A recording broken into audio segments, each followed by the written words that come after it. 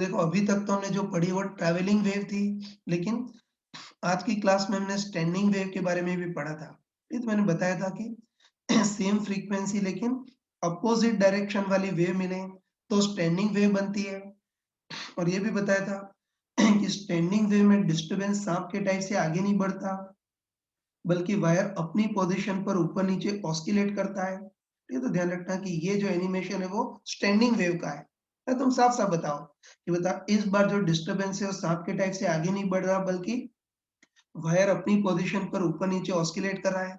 या अनपढ़ों के शब्दों में बोले तो इसमें सांप आगे नहीं बढ़ रहा, अपनी पोजीशन पर ऊपर नीचे फड़फड़ाता रह रहा है। तो बताओ वायर अपनी पोजीशन पर ऊपर नीचे ऑस्किलेट करेगा तो हमको ऐसा अपीयर होगा कि वेव रुक गई है, इसीलिए उसको रुकी हुई वेव मतलब स्टैंडिंग वेव या स्टेशनरी वेव बोलते हैं। तो स्टैंडिंग वेव में वायर का मोशन इस टाइप का होता है।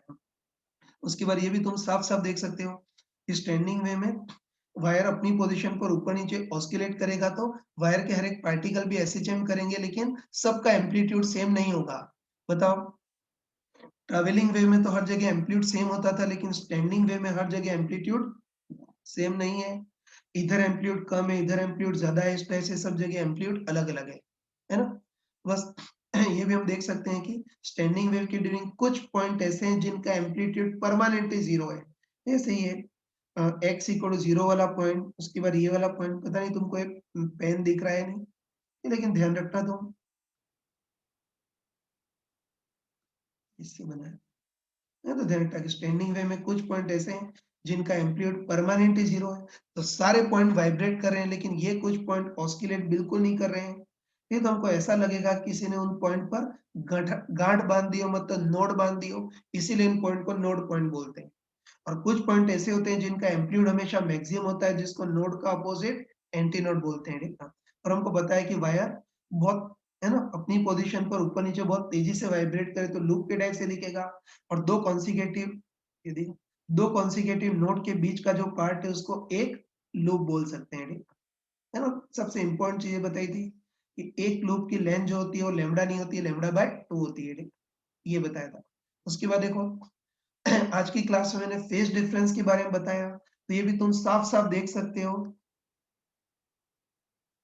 है ना। ये भी तुम साफ साफ देख सकते हो कि स्टैंडिंग वे में फेज डिफरेंस लूप पे डिपेंड करता है। तो यहाँ साफ साफ दिख रहा है। बताओ पहले लूप के जितने भी पार्टिकल हैं, है ना, देख के बताओ कि पहले लूप के जितने भी पार्टिकल है उनका एम्पलीट्यूड भले ही डिफरेंट हो, लेकिन पहले लूप के सारे पार्टिकल साथ साथ मूव करें। बताओ सब एक साथ पॉजिटिव एक्सट्रीम पर पहुंचते हैं, एक साथ मीन पोजीशन पर पहुंचते हो, एक साथ नेगेटिव एक्सट्रीम पर।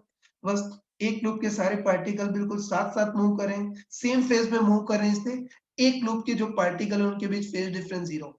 और ये भी देख सकते होंगे तुम कि कॉन्सिक्यूटिव लूप के जो पार्टिकल है वो बिल्कुल अपोजिट फेज में मूव कर रहे हैं। दिख रहा होगा कि जब पहले लूप का पार्टिकल पॉजिटिव एक्सट्रीम पर है तब दूसरे लूप का पार्टिकल नेगेटिव एक्सट्रीम पर है। जब पहले लूप का पार्टिकल नीचे जा रहा है तब दूसरे लूप का पार्टिकल ऊपर जा रहा है। तो कॉन्सिक्यूटिव लूप के पार्टिकल अपोजिट फेज में मूव करते हैं, इसलिए कॉन्सिक्यूटिव लूप के पार्टिकल के बीच फेज डिफरेंस 180 डिग्री या पाई होता है। तो ये सब इस एनिमेशन से ज्यादा क्लियर देख सकते हो। हाँ बच्चों, उसके बाद मैंने एक और चीज बताई थी। ठीक, तो मैंने यही बताया था कि अगर प्रॉपर स्टैंडिंग वेव क्रिएट करनी है तो उसके लिए अपोजिट में डायरेक्शन में जाने वाली अलग अलग दो वेव की जरूरत नहीं होती है ना। क्लास में बताया था कि प्रैक्टिकली जो स्टैंडिंग वेव क्रिएट करते हैं उसमें अपोजिट डायरेक्शन में जाने वाली दो वेव की जरूरत नहीं पड़ती है। हम एक सिंगल वेव से काम चलाते हैं और उसमें रिफ्लेक्शन के कंसेप्ट का यूज करते हैं। ठीक, मैंने बताया था कि हम क्या करते हैं, ऐसा कोई वायर लेते हैं और इधर रिजिड वॉल लगा देते हैं। अब इधर से हम लगातार साइन वेव भेजते हैं।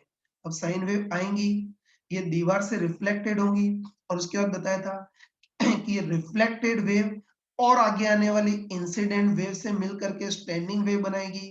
तो कुछ ही टाइम में पूरे वायर में प्रॉपर स्टैंडिंग वेव्स क्रिएट हो जाएंगी। तो वो इस एनिमेशन से तुम देख सकते हो। ठीक, ये स्टार्ट हो रहा है, ये दीवार है और इधर से हमने वेव भेजे थे, इंसिडेंट वेव आ रही है। अब देखो इंसिडेंट साइन वेव दीवार से रिफ्लेक्ट हो रही है, और ये जो रिफ्लेक्टेड वेव है वो और आगे आने वाली इंसिडेंट वेव से मिक्स हो रही है। और बताओ अब ये पूरे वायर में प्रॉपर स्टैंडिंग वेव्स क्रिएट हो गई। देखो यही बताया था ये एनिमेशन फिर से देख सकते हैं। ये दीवारें इधर से इंसिडेंट वेव भेज रहे हैं, अब ये रिफ्लेक्ट होना स्टार्ट हो गई है और रिफ्लेक्टेड वेव और आगे आने वाली इंसिडेंट वेव से मिक्स होकर के स्टैंडिंग वेव बना रही है। तो पूरे वायर में प्रॉपर स्टैंडिंग वेव्स क्रिएट हो गई। ये भी देख सकते हैं कि स्टैंडिंग वेव तो क्रिएट होंगी, लेकिन जहाँ भी फिक्स्ड एंड है वहाँ निश्चित नोड बनेगा, है ना? और अगर यही रिफ्लेक्शन फ्री एंड से होता तो वहाँ निश्चित एंटी नोड बनता। इसमें एक ये भी चीज़ है कि अगर तुम अलग-अलग वेव, है ना, अपोजिट डायरेक्शन वाली अलग-अलग वेव भेजोगे तो उनकी फ्रीक्वेंसी थोड़ी-सी मिसमैच हो सकती है, प्रॉपर स्टैंडिंग वेव नहीं बन पाएँगी। लेकिन ये जो रिफ्लेक्शन वाला कांसेप्ट है, उसमें जो रिफ्लेक्टेड वेव है वो इंसिडेंट वेव से मिल कर के ही बनी है ना, इससे इस बार फ्रीक्वेंसी मिसमैच होने का सवाल ही नहीं है, इसलिए ज़्यादा प्रॉपर स्टैंडिंग वेव बनती है। इसीलिए अगर बिल्कुल प्रॉपर स्टैंडिंग वेव बनानी है तो रिफ्लेक्शन के ही कांसेप्ट का यूज़ करते हैं।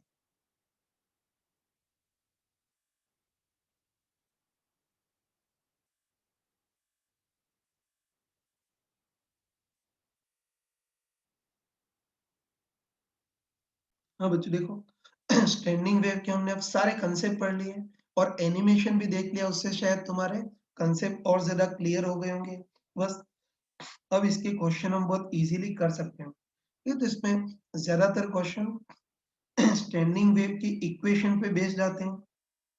ये उसका एक एग्जांपल ले रहा हूँ। तो क्वेश्चन की लैंग्वेज तो मैंने यहाँ लिख दी है, मैं जस्ट क्वेश्चन को एक्सप्लेन ही कर रहा हूँ।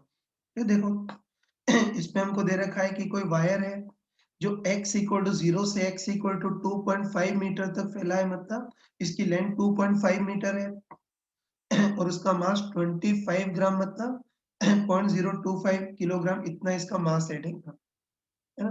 और देखो, इस वायर में हमने स्टैंडिंग वेव क्रिएट की है और स्टैंडिंग वेव की इक्वेशन हमको ये दे रखी है y equivalent equal to 20 millimetre sine pi x cos 100 pi t, ये दे रखी है। तो बस इसमें हमको सारी दुनिया भर की चीजें पूछी हैं। तो एक तो पूछा है कि स्टैंडिंग वेव को पैदा करने वाली जो पेरेंट वेव है, उनका वेवलेंथ कितना होगा, फ्रीक्वेंसी कितनी होगी, है ना? इसको पैदा करने वाली जो पेरेंट वेव है उसकी वेव वेलोसिटी कितनी होगी, फिर वायर में टेंशन कितना होगा वो देखना है ना? और उसके बाद हमको पूछा है कि इसमें नोड और एंटी नोड की पोजीशन क्या होगी, और फिर लास्ट पार्ट में पूछा है कि ये कुछ पार्टिकल दे रखे हैं, इन पार्टिकल्स के बीच फेज डिफरेंस कितना होगा वो देखना है ना? स्टार्ट करते हैं। तो वो हमको दे रखा है कि कोई वायर है जो, हाँ बच्चों, ये हमको दे रखा है कोई वायर है जो x इक्वल टू 0 से x इक्वल टू 2.5 मीटर तक फैला है, मतलब इसकी लेंथ 2.5 मीटर है और इसका मास 25 ग्राम, मतलब 0.025 केजी है। सबसे पहले इसकी लीनियर मास डेंसिटी निकाल लेते हैं। तो लीनियर मास डेंसिटी होगी वायर का मास अपन वायर की लेंथ, तो वायर का मास तो 0.025 केजी अपन वायर की लेंथ 2.5 मीटर, तो इसकी लीनियर मास डेंसिटी तो 0.01 किलोग्राम पर मीटर। ये तो इसकी लीनियर मास डेंसिटी आ गई। अब देखो, अब इस वायर में हमने स्टैंडिंग वेव्स क्रिएट की हैं और स्टैंडिंग वेव की इक्वेशन हमको इस टाइप से दे रखी है। बस हमको पूछा है कि स्टैंडिंग वेव को पैदा करने वाली जो पेरेंट वेव है उसका वेवलेंथ कितना होगा, वेव वेलोसिटी कितनी होगी, बताओ। स्टैंड, है ना, अगर ढंग से बोले तो एक्चुअली स्टैंडिंग वेव का वेवलेंथ होगा ही नहीं। बताओ, स्टैंडिंग वेव तो वेव्स ही नहीं है ना? ध्यान रखना कि इसमें डिस्टर्बेंस आगे बढ़ता ही नहीं है। तो अगर बिल्कुल परफेक्ट शब्दों में बोले तो स्टैंडिंग वेव तो वेव के नाम पर कलंक है, वेव है ही नहीं, तो उसका वेवलेंथ भी नहीं होता है। उसके बाद स्टैंडिंग वेव में डिस्टर्बेंस रुका होता है तो वेव वेलोसिटी भी नहीं होती है। बस अच्छे ध्यान रखना कि कभी भी हमको स्टैंडिंग वेव का वेवलेंथ पूछा हो तो उसका मतलब होता है कि उसको पैदा करने वाली पेरेंट वेव का वेवलेंथ निकालना है। और कभी भी स्टैंडिंग वेव में वेव वेलोसिटी पूछी हो तो समझ जाना कि एक्चुअली स्टैंडिंग वेव की वेव वेलोसिटी नहीं है, उसको पैदा करने वाले पेरेंट वेव की वेव वेलोसिटी है। बाकी फ्रीक्वेंसी दोनों की होती है, पार्टिकल दोनों में ऑस्किलेट करते हैं ना, तो फ्रीक्वेंसी तो दोनों की होती है, स्टैंडिंग वेव की भी होती है और पेरेंट वेव की भी। बाकी ये जो वेवलेंथ और वेव वेलोसिटी होती है वो इसको पैदा करने वाले पेरेंट वेव की होती है। तो ये चीज अंडरस्टूड होनी चाहिए, आगे मूर्खों टाइप से चीजें नहीं बताऊंगा, है ना? तो बस स्टैंडिंग वेव की इक्वेशन ये है। तो बस इस स्टैंडिंग वेव को पैदा करने वाली पेरेंट वेव का वेवलेंथ कितना होगा, वेव वेलोसिटी कितनी होगी और फ्रीक्वेंसी कितनी होगी वो देखना है। ये देखो कई लोग क्या करते हैं कि इसको पैदा करने वाले पेरेंट वेव का वेवलेंथ, वेव वेलोसिटी ये सब पूछा है ना, तो कई मूर्ख लोग तो क्या करते हैं कि स्टैंडिंग वेव की जो इक्वेशन दे रखी है, इससे इसको पैदा करने वाली पेरेंट वेव की इक्वेशन निकालते हैं और फिर पेरेंट वेव का वेवलेंथ और वेव वेलोसिटी निकालते हैं। तो कोई पाप नहीं है, श्रद्धा हो तो कर सकते हो, लेकिन इतना सारा कचरा करने की जरूरत नहीं है ना? हमको अच्छे पता है कि पेरेंट वेव की सारी इंफॉर्मेशन स्टैंडिंग वेव के अंदर छुपी होती है ना? हमको पता है कि पेरेंट वेव की सारी इंफॉर्मेशन स्टैंडिंग वेव में छुपी होती है। तुम याद करके बताओ कि आज की क्लास में हमने स्टैंडिंग वेव की इक्वेशन डिराइव की थी ना, तो हमको पता है कि पेरेंट वेव की सारी इंफॉर्मेशन स्टैंडिंग वेव में छुपी होती है। पेरेंट वेव का जितना के होता है स्टैंडिंग वेव का भी के उतना ही होता है। पेरेंट वेव का जितना ओमेगा होता है स्टैंडिंग वेव का भी ओमेगा इतना ही होता है। ये तो बस ध्यान रखना कि अब आगे अगर पेरेंट वेव की इंफॉर्मेशन पूछे तो मूर्खों टाइप से पेरेंट वेव की इक्वेशन डिराइव करने की जरूरत नहीं है ना? आगे ध्यान रखना कि पेरेंट वेव की सारी इंफॉर्मेशन स्टैंडिंग वेव में छुपी होती है ना? पेरेंट वेव का जितना के स्टैंडिंग वेव का भी के उतना ही होगा और पेरेंट वेव का जितना ओमेगा स्टैंडिंग वेव का भी ओमेगा उतना ही होगा। बस हम जैसे पहले करते थे वैसे ही कैलकुलेशन कर सकते हैं। ये बस यहाँ भी वही तरीका लगाएंगे। ये तो हमको अच्छे पता है कि चाहे ट्रैवलिंग वेव हो या स्टैंडिंग वेव हो, हर किसी में एक्स के साथ जो आता है वो किसका काम करता है, के का, तो उससे वेवलेंथ लैम्डा निकाल सकते हैं। फिर चाहे ट्रैवलिंग वेव हो या स्टैंडिंग वेव, सब में टी के साथ जो होता है वो ओमेगा एन का काम करता है, उससे फ्रीक्वेंसी निकालेंगे। इधर से लैम्डा आ गया, इधर से फ्रीक्वेंसी आ गई तो उससे हम वेव वेलोसिटी भी निकाल सकते हैं ना। तो ध्यान रखना तुम, तो ध्यान रखना कि अभी मैंने मूर्खों टाइप से इतना एक्सप्लेन किया है ना, लेकिन अब अगर क्वेश्चन आ गए तो डायरेक्ट कर सकते हैं ना। बस हम डायरेक्ट स्टैंडिंग वेव की इक्वेशन से ही सॉल्व कर सकते हैं। तो हमको अच्छे पता है, ये हमको अच्छे पता है कि चाहे ट्रैवलिंग वेव हो या स्टैंडिंग वेव हो, सब में एक्स के साथ जो होता है वो किसका काम करता है, के का। ये तो ध्यान रखना कि चाहे पेरेंट वेव हो या स्टैंडिंग वेव हो, सब में एक्स के साथ जो आता है वो किसका काम करता है, के का। तो के का काम कौन करेगा, पाई। और हमको पता है कि के अंदर क्या छुपा होता है, लैम्डा। तो के को खोल करके हम 2 पाई बाय लैम्डा लिख सकते हैं। तो होता है, इसको सॉल्व करोगे तो लैम्डा इक्वल टू 2 मीटर। और अपने मन में समझ जाएंगे कि ये वेवलेंथ एक्चुअली स्टैंडिंग वेव का नहीं है, इसको पैदा करने वाली पेरेंट वेव का होगा। वो आगे बोलूंगा नहीं, अंडरस्टूड होना चाहिए। उसके बाद ये भी हमको पता है कि चाहे ट्रैवलिंग वेव हो या स्टैंडिंग वेव हो, सब में टी के साथ जो होता है वो किसका काम करता है, ओमेगा एन का। तो ओमेगा एन का काम कौन करेगा, 100 पाई। और ओमेगा एन के अंदर फ्रीक्वेंसी छुपी होती है। ओमेगा एन को खोल करके 2 पाई एफ लिख सकते हैं। तो इसको सॉल्व करोगे तो एफ इक्वल टू कितना आएगा, 50 हर्ट्ज। और हम सभी को पता है कि फ्रीक्वेंसी तो दोनों की होती है ना? पेरेंट वेव की भी होगी और स्टैंडिंग वेव की फ्रीक्वेंसी दोनों की होती है। बस तुम आराम से बताओ कि इधर से हमने वेवलेंथ लैम्डा निकाल लिया, इधर से हमने फ्रीक्वेंसी एफ निकाली, तो इससे हम वेव वेलोसिटी भी निकाल सकते हैं ना। तो हमको अच्छे पता है कि wave velocity simply v equal to F lambda. तो एफ तो फ्रीक्वेंसी 50 इंटू लैम्डा 2। तो वेव वेलोसिटी हमारे पास कितनी आ गई, 100 मीटर पर सेकेंड। और अपने मन में हम समझ जाएंगे कि जो वेव वेलोसिटी निकाली वो स्टैंडिंग वेव की नहीं है, इसको पैदा करने वाले पेरेंट वेव की है। लेकिन वो अंडरस्टूड होना चाहिए, इसके बाद मैं शब्द यूज नहीं करूंगा। ये तो हमको अच्छे पता है कि जो वेवलेंथ है वो भी पेरेंट वेव का है।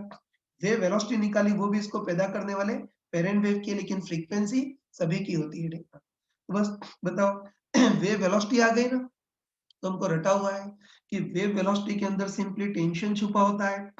तो वेव वेलोसिटी को खोल करके रूट टी बाय म्यू होता है। Wave velocity 100 equal to root T निकालना है। अपन म्यू का काम कौन कर रहा है, 0.01। इसको सॉल्व कर लेना। इसको सॉल्व करोगे तो टेंशन तुम्हारे पास आ जाएगी, है ना? तो इसको सॉल्व करेंगे तो इधर 100 इक्वल टू इधर रूट टी और इसका अंडर रूट 0.1। इसको सॉल्व करेंगे तो रूट टी इक्वल टू 10, तो टी इक्वल टू 100 न्यूटन, है ना? तो ये हमारे पास टेंशन भी आ गई। तो बस जैसे ट्रैवलिंग वेव की वेव इक्वेशन को सॉल्व किया था, एग्जैक्टली उसी टाइप से स्टैंडिंग वेव की भी वेव इक्वेशन को सॉल्व कर सकते हैं। तो स्टैंडिंग वेव का पूरा ऑपरेशन कर दिया, ठीक। ये तो कर लिया। अब देखो अब हमको पूछा है कि इस बार वायर x इक्वल टू 0 से x इक्वल 2.5 तक फैला हुआ है, तो इस बार नोड और एंटी नोड की पोजीशन क्या होगी वो देखना है। ये तो हमको अच्छे पता है कि नोड और एंटी नोड की पोजीशन के लिए हम लूप लेंथ का यूज करते हैं, है ना।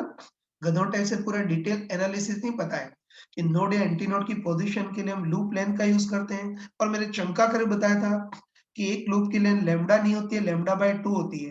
तो लैम्डा 2 अपॉन 2 होता एक लूप की लेंथ कितनी हो गई 1 मीटर, है ना। हमको पता है कि लूप लेंथ लैम्डा बाय 2, तो लैम्डा 2 अपॉन 2 करेंगे तो लूप लेंथ 1 मीटर। ये लूप लेंथ हमारे पास आ गई। बस अब हमको पूछा है कि इस बार वायर में नोड और एंटी नोड की पोजीशन क्या होगी वो देखना है। ये तो देखो नोड और एंटी नोड की पोजीशन निकालने का सबसे स्मार्ट तरीका मैंने बताया था ना, है ना। तो मैंने तुमको क्लियरली बताया था कि कभी भी नोड और एंटी नोड की पोजीशन निकालनी है तो उसके लिए सेट तरीका है। सबसे पहले हम देखेंगे कि x इक्वल टू 0 पर क्या बनता है वो देखेंगे, और फिर लूप लेंथ के बेसिस पर बाकी नोड और एंटी नोड की भी पोजीशन निकाल सकते हैं। है तो वही तरीका कि सबसे पहले x इक्वल टू 0 पर क्या बनेगा वो देखेंगे, और फिर लूप लेंथ से बाकी नोड और एंटी नोड की पोजीशन निकालेंगे। तो देखो इतना तो हमको अच्छे पता है कि स्टैंडिंग वेव के इक्वेशन में साइन ओमेगा टी या कॉस ओमेगा टी के पीछे जो भी आता है वो एम्पलीट्यूड का काम करता है ना। एक्सप्लेन करने की जरूरत नहीं, हमको पता है कि साइन ओमेगा टी या कॉस ओमेगा टी के पीछे जो भी आता है वो एम्पलीट्यूड का काम करता है, मतलब amplitude as a function of X का काम करता है, ठीक है। बस सबसे पहले हम देखेंगे कि x इक्वल टू 0 पर क्या बनेगा वो देखेंगे। ये तो कोई स्मार्ट पर्सन हो तो शक्ल देखते ही बोल सकता है कि इस बार स्टैंडिंग सॉरी शक्ल देखकर भी बता सकते हो कि इस बार स्टैंडिंग वे में एम्पलीट्यूड का काम कौन कर रहा है 20 मिलीमीटर साइन पाई एक्स। तो बताओ इसमें x इक्वल टू 0 रखेंगे तो x इक्वल टू 0 पर साइन पाई एक्स 0, और साइन पाई एक्स 0 मतलब x इक्वल टू 0 पर इक्विवेलेंट एम्पलीट्यूड भी 0 है। तो तुमको तो देखते ही बता सकते हो। तो बताओ x इक्वल टू 0 पर साइन पाई एक्स 0 मतलब x इक्वल टू 0 पर इक्विवेलेंट एम्पलीट्यूड भी 0 होगा। और बताओ इक्विवेलेंट एम्पलीट्यूड 0 होगा मतलब कंफर्म है कि x इक्वल टू 0 पर क्या बनेगा नोड, है ना। पक्का बोल सकते हैं कि x इक्वल टू 0 पर इक्विवेलेंट एम्पलीट्यूड 0 है, मतलब x इक्वल टू 0 पर नोड बनेगा। और बस x इक्वल टू 0 पर नोड बनेगा, उसके बाद इस वायर में कॉन्सेक्यूटिव ऑर्डर में नोड और एंटी नोड बनेंगे। और हमको अच्छे पता है कि वायर इस पोजीशन से उस पोजीशन तक बहुत तेजी से ऑस्किलेट करेगा तो लूप के टाइप से दिखेगा, इसलिए स्टैंडिंग वेव को ऐसे लूप से बताएंगे। बस x इक्वल टू 0 पर नोड बनेगा ये पता चल गया, तो अब बाकी नोड की भी पोजीशन देख सकते हैं। दोस्तों आराम से बताओ, तुम आराम से बताओ कि x इक्वल टू 0 पर नोड बन रहा है, और बताओ एक लूप की लेंथ कितनी है 1 मीटर, निकाली थी ना वही कि x इक्वल टू 0 पर नोड बन रहा है और एक लूप की लेंथ कितनी है 1 मीटर, तो अगला नोड 1 मीटर आगे बनेगा मतलब x इक्वल टू 1 पर बनेगा।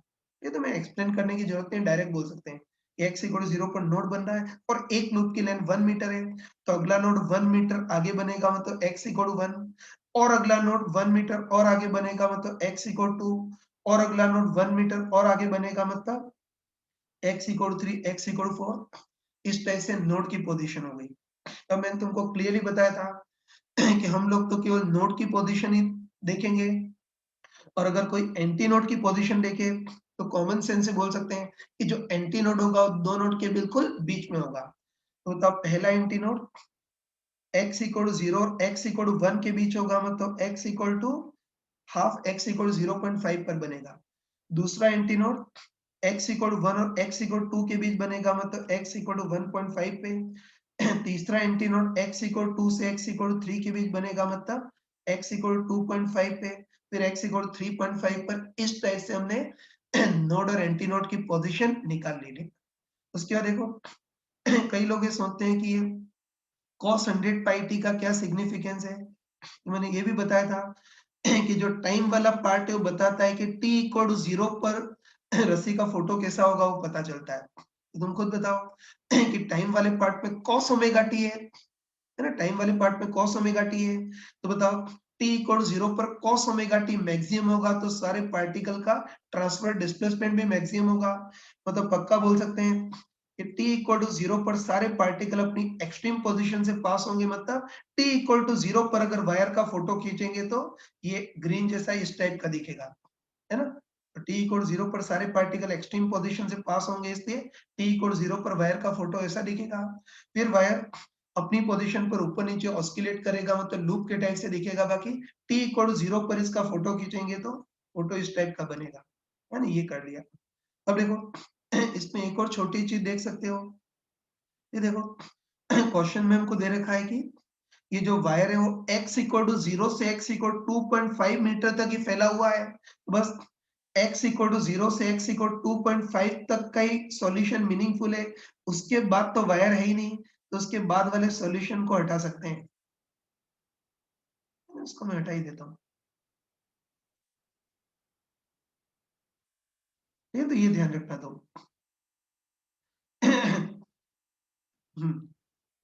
सॉरी, ये तो ये ध्यान रखना कि वायर जो x इक्वल 0 से x इक्वल 2.5 तक ही फैला हुआ है। बस x इक्वल 0 से x इक्वल 2.5 तक का ही सॉल्यूशन मीनिंगफुल है, उसके बाद तो वायर है ही नहीं, इसलिए उसके बाद वाले सॉल्यूशन को हटा देंगे। तो x इक्वल 0 से 2.5 तक नोड और एंटी नोड की पोजीशन ये होगी, ठीक।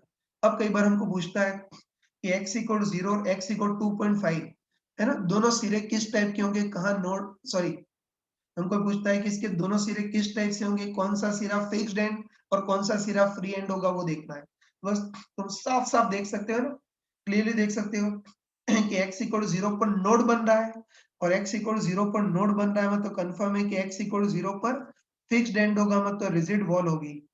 लिख देता हूँ, तो साफ साफ बोल सकते हैं कि x इक्वल 0 पर नोड बन रहा है, मतलब x इक्वल 0 पर फिक्स्ड एंड होगा, रिजिड वॉल होगी। और दूसरा x इक्वल 2.5 पे भी देख सकते हो, है ना? तो तुम साफ साफ देख सकते हो कि x इक्वल 2.5 इस पॉइंट पर एंटी नोड बन रहा है, और एंटी नोड बन रहा है मतलब ये जो सिरा होगा वो फ्री एंड होगा या स्लाइडिंग सपोर्ट होगा, है ना? तो इस टाइप से हम सिरे भी डिसाइड कर सकते हैं, तो बोल सकते हैं कि x इक्वल 0 पर नोड बन रहा है मतलब फिक्स्ड एंड होगा, और x इक्वल 2.5 पर एंटी नोड बन रहा है मतलब फ्री एंड होगा, मतलब यहाँ स्लाइडिंग सपोर्ट होगा। तो बता, इस बार जो वायर है वो एक तरफ से फिक्स और दूसरी तरफ से फ्री, एक तरफ से फिक्स और दूसरी तरफ से फ्री जो वायर होता है उसको फिक्स फ्री वायर बोलते हैं। तो ये फिक्स फ्री वायर होगा, ठीक है? और उसमें 1, 2 और ढाई, इस तरह से ढाई लूप बनेंगे। तो ये सारी चीजें हमने प्रॉपर्ली देख ली। अब देखो अब इसमें जो छोटी-मोटी चीजें होती हैं उसको इजीली तुम कर सकते हो। ये जैसे अगले क्वेश्चन में हमको पूछा है कि हाँ, ये अगले पार्ट में इस थर्ड पार्ट में हमको पूछा है कि इस बार अलग-अलग पॉइंट पर जो पार्टिकल है उनके बीच फेज डिफरेंस कितना होगा वो देखना है। कर सकते हैं ना? तो सबसे पहले पूछा है कि x इक्वल टू 1/3 और x इक्वल टू 3/4, इन दोनों पार्टिकल के बीच फेज डिफरेंस कितना होगा वो देखना है। मैंने चमका कर बताया था कि ट्रैवलिंग वेव हो तो phase difference k delta x, लेकिन स्टैंडिंग वेव में फेज डिफरेंस डिस्टेंस पे नहीं लूप पे डिपेंड करता है। तो बस हमको देखना है कि ये दोनों पॉइंट एक लूप में या कॉन्सिक्यूटिव लूप में, वो देखना है। तो तुम बताओ कि पहला लूप x इक्वल 0 से 1 तक फैला हुआ है ना, तो बताओ x इक्वल 1/3, ये भी 0 और 1 के बीच है, मतलब ये जो x इक्वल टू 1/3 होगा वो भी पहले लूप में होगा, और x इक्वल 3/4 भी 1 से कम है ना, मतलब x इक्वल टू 3/4 भी पहले लूप में होगा। बस साफ साफ बोल सकते हैं कि x इक्वल टू 1/3 और x इक्वल टू 3/4, ये दोनों एक ही लूप में है, एक ही लूप में इससे बिल्कुल साथ साथ मूव करेंगे, सेम फेज में मूव करेंगे, मतलब इनके बीच फेज डिफरेंस 0। फिर x इक्वल टू 3/4 और 4/3 के बीच पूछा है, तो हमको पता है कि x इक्वल टू 3/4 ये 1 से कम है, इससे पहले लूप में होगा, और x इक्वल टू 4/3 ये 1 से ज्यादा है, इसलिए दूसरे लूप में होगा। तो साफ साफ बोल सकते हैं कि x इक्वल टू 3/4 और 4/3 ये दोनों कॉन्सिक्यूटिव लूप में है, और बताओ कॉन्सिक्यूटिव लूप में इससे बिल्कुल अपोजिट फेज में मूव करेंगे, अपोजिट फेज में मूव करेंगे, मतलब इनके बीच फेज डिफरेंस पाई रेडियन या 180 डिग्री होगा। चलो कई बार पूछता है कि हाँ, तीसरा पार्ट पूछा है कि x इक्वल 3/4 और x इक्वल 2.1, तो x इक्वल 3/4 तो 1 से कम है, इससे पहले लूप में, और x इक्वल 2.1 जो है वो 2 से भी ज्यादा है, इसलिए ये तीसरे लूप में होगा। है, तो बताओ x इक्वल 3/4 पहले लूप में और x इक्वल 2.1 तीसरे लूप में है। तो मैंने बताया था है ना, ये दोनों पार्टिकल पहले और तीसरे लूप में है, और पहले और तीसरे लूप के पार्टिकल के बीच फेज डिफरेंस कितना होगा, 2 पाई। श्रद्धा हो तो तुम 2 पाई लिख सकते हो या फिर 0 भी लिख सकते हो, ठीक है, वो दोनों का मीनिंग सेम होता है। तो इन दोनों पार्टिकल के बीच फेज डिफरेंस 0 डिग्री होगा, या ज्यादा डेढ़ शाणे हो तो 2 पाई लिख सकते हो, दोनों का मतलब सेम ही होता है। तो ये हमने सारे पार्ट कर लिए, ठीक। अब चलो इसका लास्ट पार्ट करते हैं। हाँ, इसका लास्ट पार्ट करते हैं। ठीक, तो वो स्टैंडिंग वेव की इक्वेशन ये दे रखी है। तो लास्ट पार्ट में हमको पूछा है कि इस स्टैंडिंग वेव को पैदा करने वाली जो पेरेंट वेव है या जो कंपोनेंट वेव है उसकी इक्वेशन क्या होगी वो लिखना है। बस तुम आराम से बताओ। स्टैंडिंग वेव की इक्वेशन दे रखी है और उससे हमको पेरेंट वेव की इक्वेशन निकालनी है, मतलब ये जो एक्सप्रेशन है उसको दो पार्ट में तोड़ना है ध्यान रखना कि पेरेंट वेव की इक्वेशन निकालनी है, मतलब ये जो एक्सप्रेशन है उसको दो एक्सप्रेशन में तोड़ना है। और तुमने मैथमेटिक्स में पढ़ा होगा कि कभी भी ये मल्टीप्लाई की फॉर्म में हो और उनको दो टुकड़ों में तोड़ना हो तो उसके लिए हम 2 sin a cos b का फॉर्मूला लगाएंगे। तो ये ध्यान रखना कि पेरेंट वेव की इक्वेशन निकालनी मतलब एक एक्सप्रेशन को दो एक्सप्रेशन में ब्रेक करना है। और मैथमेटिक्स में पढ़ा होगा कि जब ये साइन और कॉस मल्टीप्लाई की फॉर्म में हो और इनको दो पार्ट में तोड़ना हो तो उसके लिए 2 sin a cos b का फॉर्मूला लगाएंगे। 2 चाहिए ना, तो उसके लिए जो 20 मिलीमीटर है उसको 10 मिलीमीटर इंटू 2 में तोड़ देते हैं। वही ये जो 20 मिलीमीटर है इसको 10 मिलीमीटर इंटू 2 में तोड़ देते हैं। बस अब y इक्वलेंट कितना हो गया बताओ। इस 10 मिलीमीटर को तो मोह माया से बाहर रखते हैं और अंदर जो आ गया वो कितना आ गया 2 sin a cos b। 10 millimetre को बाहर और अंदर क्या है 2 sin a cos b। तो हमको अच्छे पता है कि 2 sin a cos b कितना होता है, बताओ sine of a plus b plus sine of a minus b। तो बताओ sine of a plus b करेंगे तो कितना आएगा pi x plus cos 100 pi t plus sine of a minus b करेंगे तो कितना आ गया pi x minus 100 pi t, ये आ गया है ना। तो ध्यान रखना है कभी पेरेंट वेव की इक्वेशन निकालनी है तो इसको दो पार्ट में तोड़ना है, तो उसके लिए 2 sin a cos b का फॉर्मूला लगाएंगे तो होगा sine of a plus b plus sine of a minus b। चलो इनके साथ 10 मिलीमीटर का मल्टीप्लाई करते हैं, इसको पहले लिख देते हैं थोड़ा सुंदर दिखेगा। तो y इक्वलेंट इक्वल टू इस वाले एक्सप्रेशन को पहले लिखते हैं तो 10 मिलीमीटर साइन पाई एक्स माइनस 100 पाई टी, और इसको बाद में लिख देते हैं तो ये कितना आ गया प्लस 10 मिलीमीटर साइन पाई एक्स प्लस 100 पाई टी, ऐसे लिख सकते हैं। ठीक, बस तुम आराम से बताओ कि बताओ इस स्टैंडिंग वेव को पैदा करने वाली पेरेंट वेव की इक्वेशन ये हो गई। साफ साफ दिख रहा है कि साइन के एक्स माइनस ओमेगा टी की फॉर्म में है तो ये पेरेंट वेव आगे की ओर जा रही होगी। ये साइन के एक्स प्लस ओमेगा टी की फॉर्म में मतलब ये पेरेंट वेव पीछे की ओर जा रही होगी और इन दोनों पेरेंट वेव से ही मिल करके ये स्टैंडिंग वेव बनी होगी, है ना। तो बस तुम यहाँ से वापस चेक कर सकते हो। बताओ इन पेरेंट वेव का भी के पाई है और स्टैंडिंग वेव का भी के पाई है। पेरेंट वेव का ओमेगा 100 पाई है, इसका भी 100 पाई है। ठीक है, तो बस ये चीज हमने शुरू में ही बोल दी थी। जब ठप्पा भी लग गया तो पक्का बोल सकते हैं कि पेरेंट वेव का जितना के स्टैंडिंग वेव का भी के उतना ही होगा और पेरेंट वेव का जितना ओमेगा स्टैंडिंग वेव का भी ओमेगा उतना ही होगा। मतलब पेरेंट वेव की सारी इंफॉर्मेशन स्टैंडिंग वेव की इक्वेशन में छुपी होती है। अगर पेरेंट वेव की इंफॉर्मेशन पूछे तो उसके लिए गधों टाइप से पेरेंट वेव की इक्वेशन डिराइव करने की जरूरत नहीं है। स्टैंडिंग वेव की इक्वेशन में उसकी सारी इंफॉर्मेशन छुपी होती है। हाँ बच्चों, देखो अभी जो हमने क्वेश्चन किया था उसमें तो स्टैंडिंग वेव की पूरी इक्वेशन दे रखी थी, इसलिए इसके हमने सारे पैरामीटर निकाल लिए थे। लेकिन कई बार ऐसे क्वेश्चन आते हैं जिसमें हमको स्टैंडिंग वेव की इक्वेशन नहीं दी होती, उसकी जगह हमको लूप की इंफॉर्मेशन दी होती है, मतलब नंबर ऑफ लूप कितने वो हमको दिया होता है। बस उस टाइप के भी कुछ क्वेश्चन करते हैं। देखो क्वेश्चन की लैंग्वेज मैंने यहाँ प्रॉपर शब्दों में लिख दी है, तुम वीडियो पॉज करके उसको नोट कर सकते हो। मैं जस्ट क्वेश्चन एक्सप्लेन ही कर रहा हूँ। देखो इस बार भी हमको दे रखा है कि कोई फिक्स वायर है जो इधर भी फिक्स और इधर भी फिक्स है। ये हमको दे रखा है कि ये वायर x इक्वल टू 0 से x इक्वल टू 6 मीटर तक फैला है, मतलब इसकी लेंथ 6 मीटर है और उसका मास 60 ग्राम मतलब 0.06 kg है ना। इसमें स्टैंडिंग वेव्स क्रिएट किए हैं और क्वेश्चन में हमको दे रखा है कि स्टैंडिंग वेव के कारण ये पूरा वायर ऐसे 3 लूप में वाइब्रेट कर रहा है। फिर हर एक पार्टिकल के वाइब्रेशन की फ्रीक्वेंसी सेम होती है ना, तो हर एक पार्टिकल के वाइब्रेशन की फ्रीक्वेंसी 100 हर्ट्ज है। बस हमको देखना है कि इस वायर में टेंशन कितना होगा, वो हमको पूछा है।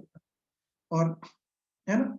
और इसका सेकंड पार्ट देखना, सेकंड पार्ट में हमको दे रखा है कि एंटी नोड का एम्पलीट्यूड ए हमको पता है कि जब भी स्टैंडिंग वेव बनती है तो एम्पलीट्यूड सॉरी कभी भी स्टैंडिंग वेव बनती है तो एंटी नोड पर इक्विवेलेंट एम्पलीट्यूड मैक्सिमम होता है। और यूजुअली तो एंटी नोड पर एम्पलीट्यूड 2a लिखते हैं, लेकिन इन्होंने एंटी नोड पर एम्पलीट्यूड ए दे रखा है, कोई झगड़ा थोड़ी करेंगे। कोई एंटी नोड का एम्पलीट्यूड है मैक्सिमम, इक्विवेलेंट एम्पलीट्यूड ए है। तो हमको पूछा है कि x इक्वल टू 7/3 है ना, इस पॉइंट पर जो पार्टिकल ऑस्किलेट कर रहा होगा उसका एम्पलीट्यूड कितना होगा वो देखना है। और जेई में तो दोनों पूछे जाते हैं, लेकिन अगर कोई मेडिकल का बच्चा इस वीडियो को देख रहा है तो केवल फर्स्ट पार्ट देखना, सेकंड पार्ट केवल जे एडवांस के लिए। मेडिकल में इस टाइप के मैथमेटिकल क्वेश्चन नहीं पूछे जाते हैं, है ना? तो इसको हम एक बार कर लेते हैं, ठीक, ध्यान से देखना, है ना? तो हमको दे रखा है कि कोई फिक्स वायर है जिसकी लेंथ 6 मीटर, मास 0.06 केजी है। तो सबसे पहले इसकी लीनियर मास डेंसिटी तो निकाल लेते हैं ना। तो लीनियर मास डेंसिटी होगी वायर का मास अपन वायर की लेंथ। तो वायर का मास 0.06 केजी अपन लेंथ 6 मीटर। तो इसका म्यू कितना हो गया 0.01 किलोग्राम पर मीटर। इसकी लीनियर मास डेंसिटी इतनी हो गई। अब देखो इस वायर में हमने स्टैंडिंग वेव्स क्रिएट की हैं और स्टैंडिंग वेव के कारण वायर 3 लूप में वाइब्रेट कर रहा है। ऑस्किलेशन की फ्रीक्वेंसी इतनी है, तो वायर में टेंशन कितनी होगी वो देखना है। और हम बिल्कुल डरते नहीं, हमको रटा हुआ है कि बताओ टेंशन किसके अंदर छुपी होती है, वेव वेलोसिटी के अंदर। तो हम तुरंत समझ गए कि डराने के लिए हमको टेंशन पूछी है, मतलब इनडायरेक्टली हमको वेव वेलोसिटी पूछी है। ये तो देखो इस बार चक्कर ये कि स्टैंडिंग वेव की इक्वेशन देने की जगह हमको लूप की इंफॉर्मेशन दे रखी है। ये तुम अच्छे ध्यान रखना कि पूरे वेव्स में अगर कभी भी लूप की इंफॉर्मेशन दे रखी है तो देखते ही चमक जाना चाहिए कि लूप की जो इंफॉर्मेशन होती है वो लैम्बडा के लिए दी होती है, मतलब लूप के बेसिस पर लैम्बडा निकालते हैं। ये तो वेव में हमेशा ध्यान रखना कि लूप की इंफॉर्मेशन लैम्बडा के लिए दी होती है, तो बस लूप के बेसिस पे लैम्बडा निकालेंगे, तो बस अपनी स्किल ये होगी कि लूप के बेसिस पर लैम्बडा निकालेंगे। उसके बाद ऑस्किलेशन की फ्रीक्वेंसी तो हमको लड्डू की टाइप से दे रखी है, तो बस उससे वेव वेलोसिटी निकालेंगे v equal to F lambda. और वेव वेलोसिटी आ गई तो इससे टेंशन भी निकाल सकते हैं। स्टार्ट करते हैं। तो चलो सबसे पहले हम लूप के बेसिस पर लैम्बडा निकालते हैं। ये तो वही लूप के बेसिस पर लैम्बडा निकालने की स्किल होती है ना, इस टाइप से करते हैं। तो हमको अच्छे पता है कि एक लूप की लेंथ कितनी होती है λ/2। अब इस बार ऐसे-ऐसे 3 लूप बन रहे हैं, तो 3 लूप की लेंथ कितनी होगी 3 λ/2। और टोटल लेंथ हमको कितनी दे रखी है 6। तो इसको सॉल्व करेंगे तो इससे लैम्बडा इक्वल टू कितना आ जाएगा 4 मीटर। कई लोग तो मुंह जुबानी निकाल लेते हैं, लेकिन आगे हम टफ क्वेश्चन करेंगे जिसमें बच्चे फंस जाते हैं, इसलिए मैं बोल रहा हूँ कि कभी भी लूप के बेसिस पर लैम्बडा निकालना हो तो सबसे स्मार्ट तरीका यही है कि एक लूप की लेंथ λ/2। तो इस बार ऐसे ऐसे 3 लूप बन रहे हैं, तो 3 लूप की लेंथ 3 λ/2 और टोटल लेंथ 6 दे रखी है। तो बस इसको सॉल्व करेंगे तो लैम्बडा इक्वल 2 मीटर, मतलब लूप के बेसिस पर हमने लैम्बडा निकाल लिया, है ना? और हम मन में ही समझ गए कि स्टैंडिंग वेव का नहीं, इसको पैदा करने वाली पेरेंट वेव का वेवलेंथ 4 मीटर आ गया, वो अंडरस्टूड होना चाहिए, ठीक है? अब बताओ लूप के बेसिस पर तो लैम्बडा निकाल लिया और इसकी फ्रीक्वेंसी हमको लड्डू की टाइप से दे ही रखी है 100 हर्ट्ज। बस इससे हम वेव वेलोसिटी निकाल सकते हैं। ये तो हमको अच्छे पता है कि वेव वेलोसिटी कितनी होगी v equal to F lambda. बस एफ तो फ्रीक्वेंसी हो तो हमको 100 दे ही रखी है इंटू लैम्बडा 4। तो इससे वेव वेलोसिटी 400 मीटर पर सेकेंड। अरे मन में समझ गए कि ये जो वेव वेलोसिटी है वो स्टैंडिंग वेव की नहीं है, इसको पैदा करने वाले पेरेंट वेव की, वो हम समझते हैं। बार-बार ये चीजें बोलने की जरूरत नहीं है। बस तुम आराम से बताओ कि वेव वेलोसिटी निकाली, अब तो टेंशन तो अपनी पॉकेट में है ना, तो अब टेंशन इजीली निकाल सकते हैं। तो हमको रटा हुआ है कि स्ट्रिंग वेव की वेव वेलोसिटी के अंदर टेंशन छुपा होता है और स्ट्रिंग की वेव वेलोसिटी को खोल करके √T/μ लिख सकते हैं। बस स्ट्रिंग वेव की वेव वेलोसिटी 400 दे रखी है इक्वल टू √T निकालना है और म्यू इस वायर की लीनियर मास डेंसिटी 0.01 ये सॉल्व कर सकते हैं। इधर 400 इक्वल रूट टी और 0.01 का अंडर रूट 0.1, इधर ट्रांसफर करोगे तो रूट टी इक्वल टू 40, तो टी इक्वल टू कितना हो गया 40 का स्क्वायर मतलब 1600 न्यूटन। तो इस वायर में टेंशन 1600 न्यूटन, ये हमने निकाल ली। तो क्वेश्चन का फर्स्ट पार्ट कर लिया। तो ये फर्स्ट पार्ट तुमने कर लिया। अब देखो क्वेश्चन का सेकेंड पार्ट थोड़ा कॉम्प्लिकेटेड है। ये तो क्वेश्चन के सेकेंड पार्ट में पूछा है कि इस बार x इक्वल टू कितना था यार, हाँ, x इक्वल टू 7/3, इस पॉइंट पर जो पार्टिकल ऑस्किलेट कर रहा है उसका एम्पलीट्यूड कितना होगा वो हमको देखना है। ठीक है, तो चलो एक बार देखते हैं कि ये जो पॉइंट है वो नोड या एंटी नोड पे तो नहीं है।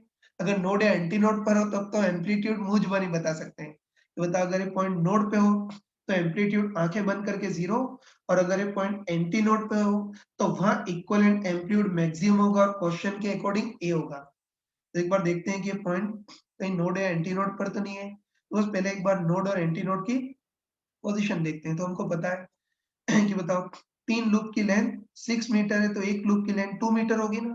तो पहला नोड x इक्वल टू 0 पर बन रहा है तो अगला नोड x इक्वल टू 2 पर, फिर और अगला नोड x इक्वल टू 4 पर, और last node x equal to 6 पर। नोड ऐसे हैं तो एंटी नोड इनके बिल्कुल बीच पे होंगे। तो पहला एंटी नोड इसके और इसके बिल्कुल बीच में होगा मतलब x इक्वल टू 1 पर बनेगा। दूसरा एंटी नोड 2 और 4 के बीच होगा मतलब x इक्वल टू 3 पर बनेगा। और तीसरा एंटी नोड 4 और 6 के बीच मतलब x इक्वल टू 5 पर बनेगा। बस तुम बताओ कि x इक्वल 0, 2, 4 और 6 पर नोड बन रहे हैं और x इक्वल 1, 3, 5 पर एंटी नोड बन रहे हैं। तो बता ये जो पॉइंट है x इक्वल टू 7/3, बताओ ये तो न तो नोड पर है और न एंटी नोड पर है, मतलब पक्का है कि बताए पॉइंट नोड पर नहीं है मतलब इक्वल एम्पलीट्यूड 0 नहीं होगा। ये एंटी नोड पे नहीं है मतलब इक्वलेंट एम्पलीट्यूड ए भी नहीं होगा, इस बार कुछ और होगा। बस अब ये पॉइंट ना तो नोड पे और ना एंटी नोड पे, ये पॉइंट तो बीच में कहीं होगा ना, है ना। ये x इक्वल 2 के बाद इधर कहीं पॉइंट दिख रहा है मुझे। हाँ, ठीक है, ये पॉइंट ना तो नोड पे और ना एंटी नोड पे है। इस बार इधर एम्पलीट्यूड कैसे निकालना वो देखना है। तो बस इस बार पॉइंट ना तो नोड पे और ना एंटी नोड पे है। इस बार एम्पलीट्यूड निकालने के लिए हमको इसके स्टैंडिंग वेव की पूरी इक्वेशन लिखनी होगी। तो ध्यान रखना ये पॉइंट ना तो नोड पे और ना एंटी नोड पर। तो बताओ इस पॉइंट पर एम्पलीट्यूड निकालने के लिए हमको इस स्टैंडिंग वेव की पूरी इक्वेशन लिखनी होगी। तो घबराते नहीं है ना, स्टैंडिंग वेव की इक्वेशन हम लिख सकते हैं, है ना। तो तुम देखते ही बताओ कि स्टैंडिंग वेव की इक्वेशन में सबसे शुरू में क्या आता है ना, मैंने बताया था स्टैंडिंग वेव की इक्वेशन में सबसे स्टार्टिंग में क्या आता है, मैक्सिमम इक्विवेलेंट एम्पलीट्यूड मतलब एंटी नोड का एम्पलीट्यूड। भूल तो नहीं गए ना, वही स्टैंडिंग वेव की इक्वेशन में सबसे स्टार्टिंग में मैक्सिमम इक्विवेलेंट एम्पलीट्यूड मतलब एंटी नोड का एम्पलीट्यूड। तो यूजुअली तो एंटी नोड का एम्पलीट्यूड हम 2a लिखते हैं, लेकिन इस बार इन्होंने एंटी नोड का एम्पलीट्यूड a लिख रखा है। बस सबसे स्टार्टिंग में मैक्सिमम इक्विवेलेंट एम्पलीट्यूड मतलब एंटी नोड का एम्पलीट्यूड, वो हमको क्वेश्चन में a दे रखा है। देखना अब आगे देखते हैं कि एम्पलीट्यूड वाला जो पार्ट है वो साइन के एक्स होगा या कॉस के एक्स होगा वो देखना है। तो चलो तुम शक्ल देखते ही बताओ, ये बताओ एम्पलीट्यूड वाले पार्ट में ए साइन के एक्स आएगा या ए कॉस के एक्स, ए साइन के एक्स। तो साफ साफ दिख रहा है ना, चित्र साफ साफ दिख रहा है। ये बताओ x इक्वल टू 0 पर नोड बन रहा है ना, दिख रहा है x इक्वल टू 0 पर नोड बन रहा है मतलब x इक्वल टू 0 पर इक्विवेलेंट एम्पलीट्यूड 0 है। और हमको अच्छे पता है कि x इक्वल टू 0 पर इक्विवेलेंट एम्पलीट्यूड 0 हो या x इक्वल टू 0 पर नोड बन रहा हो, तो बताओ इसके एम्पलीट्यूड वाले पार्ट में क्या आएगा, a sin के x आएगा। बताओ x इक्वल टू 0 पर एंटी नोड बनता तो एम्पलीट्यूड वाले पार्ट में a cos के x आता, लेकिन इस बार x इक्वल 0 पर नोड बन रहा है मतलब एम्पलीट्यूड वाले पार्ट में तो a sin के x आएगा।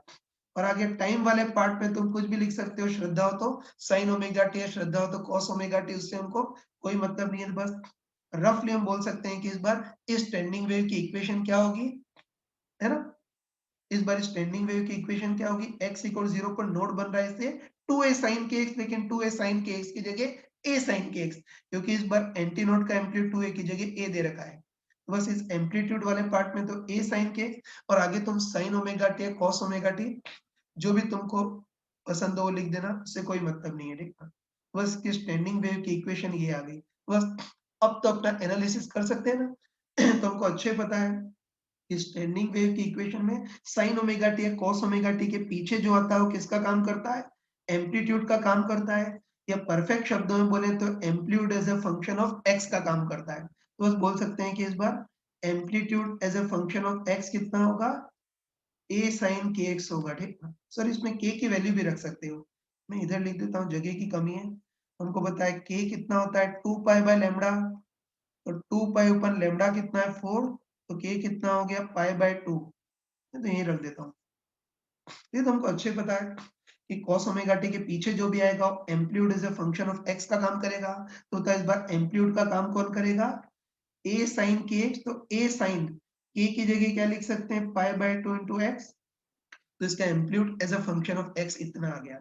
बस अब हमको इस बार एम्पलीट्यूड कब पूछा है बताओ, एट x इक्वल टू 7/3 पर पूछा है, तो उसके लिए सिंपली एम्पलीट्यूड वाले एक्सप्रेशन में x की जगह 7/3 चिपका देंगे। तो बताओ इस पोजीशन पर एम्पलीट्यूड कितना होगा, a sin pi by 2 into x की जगह क्या लिख देंगे 7/3।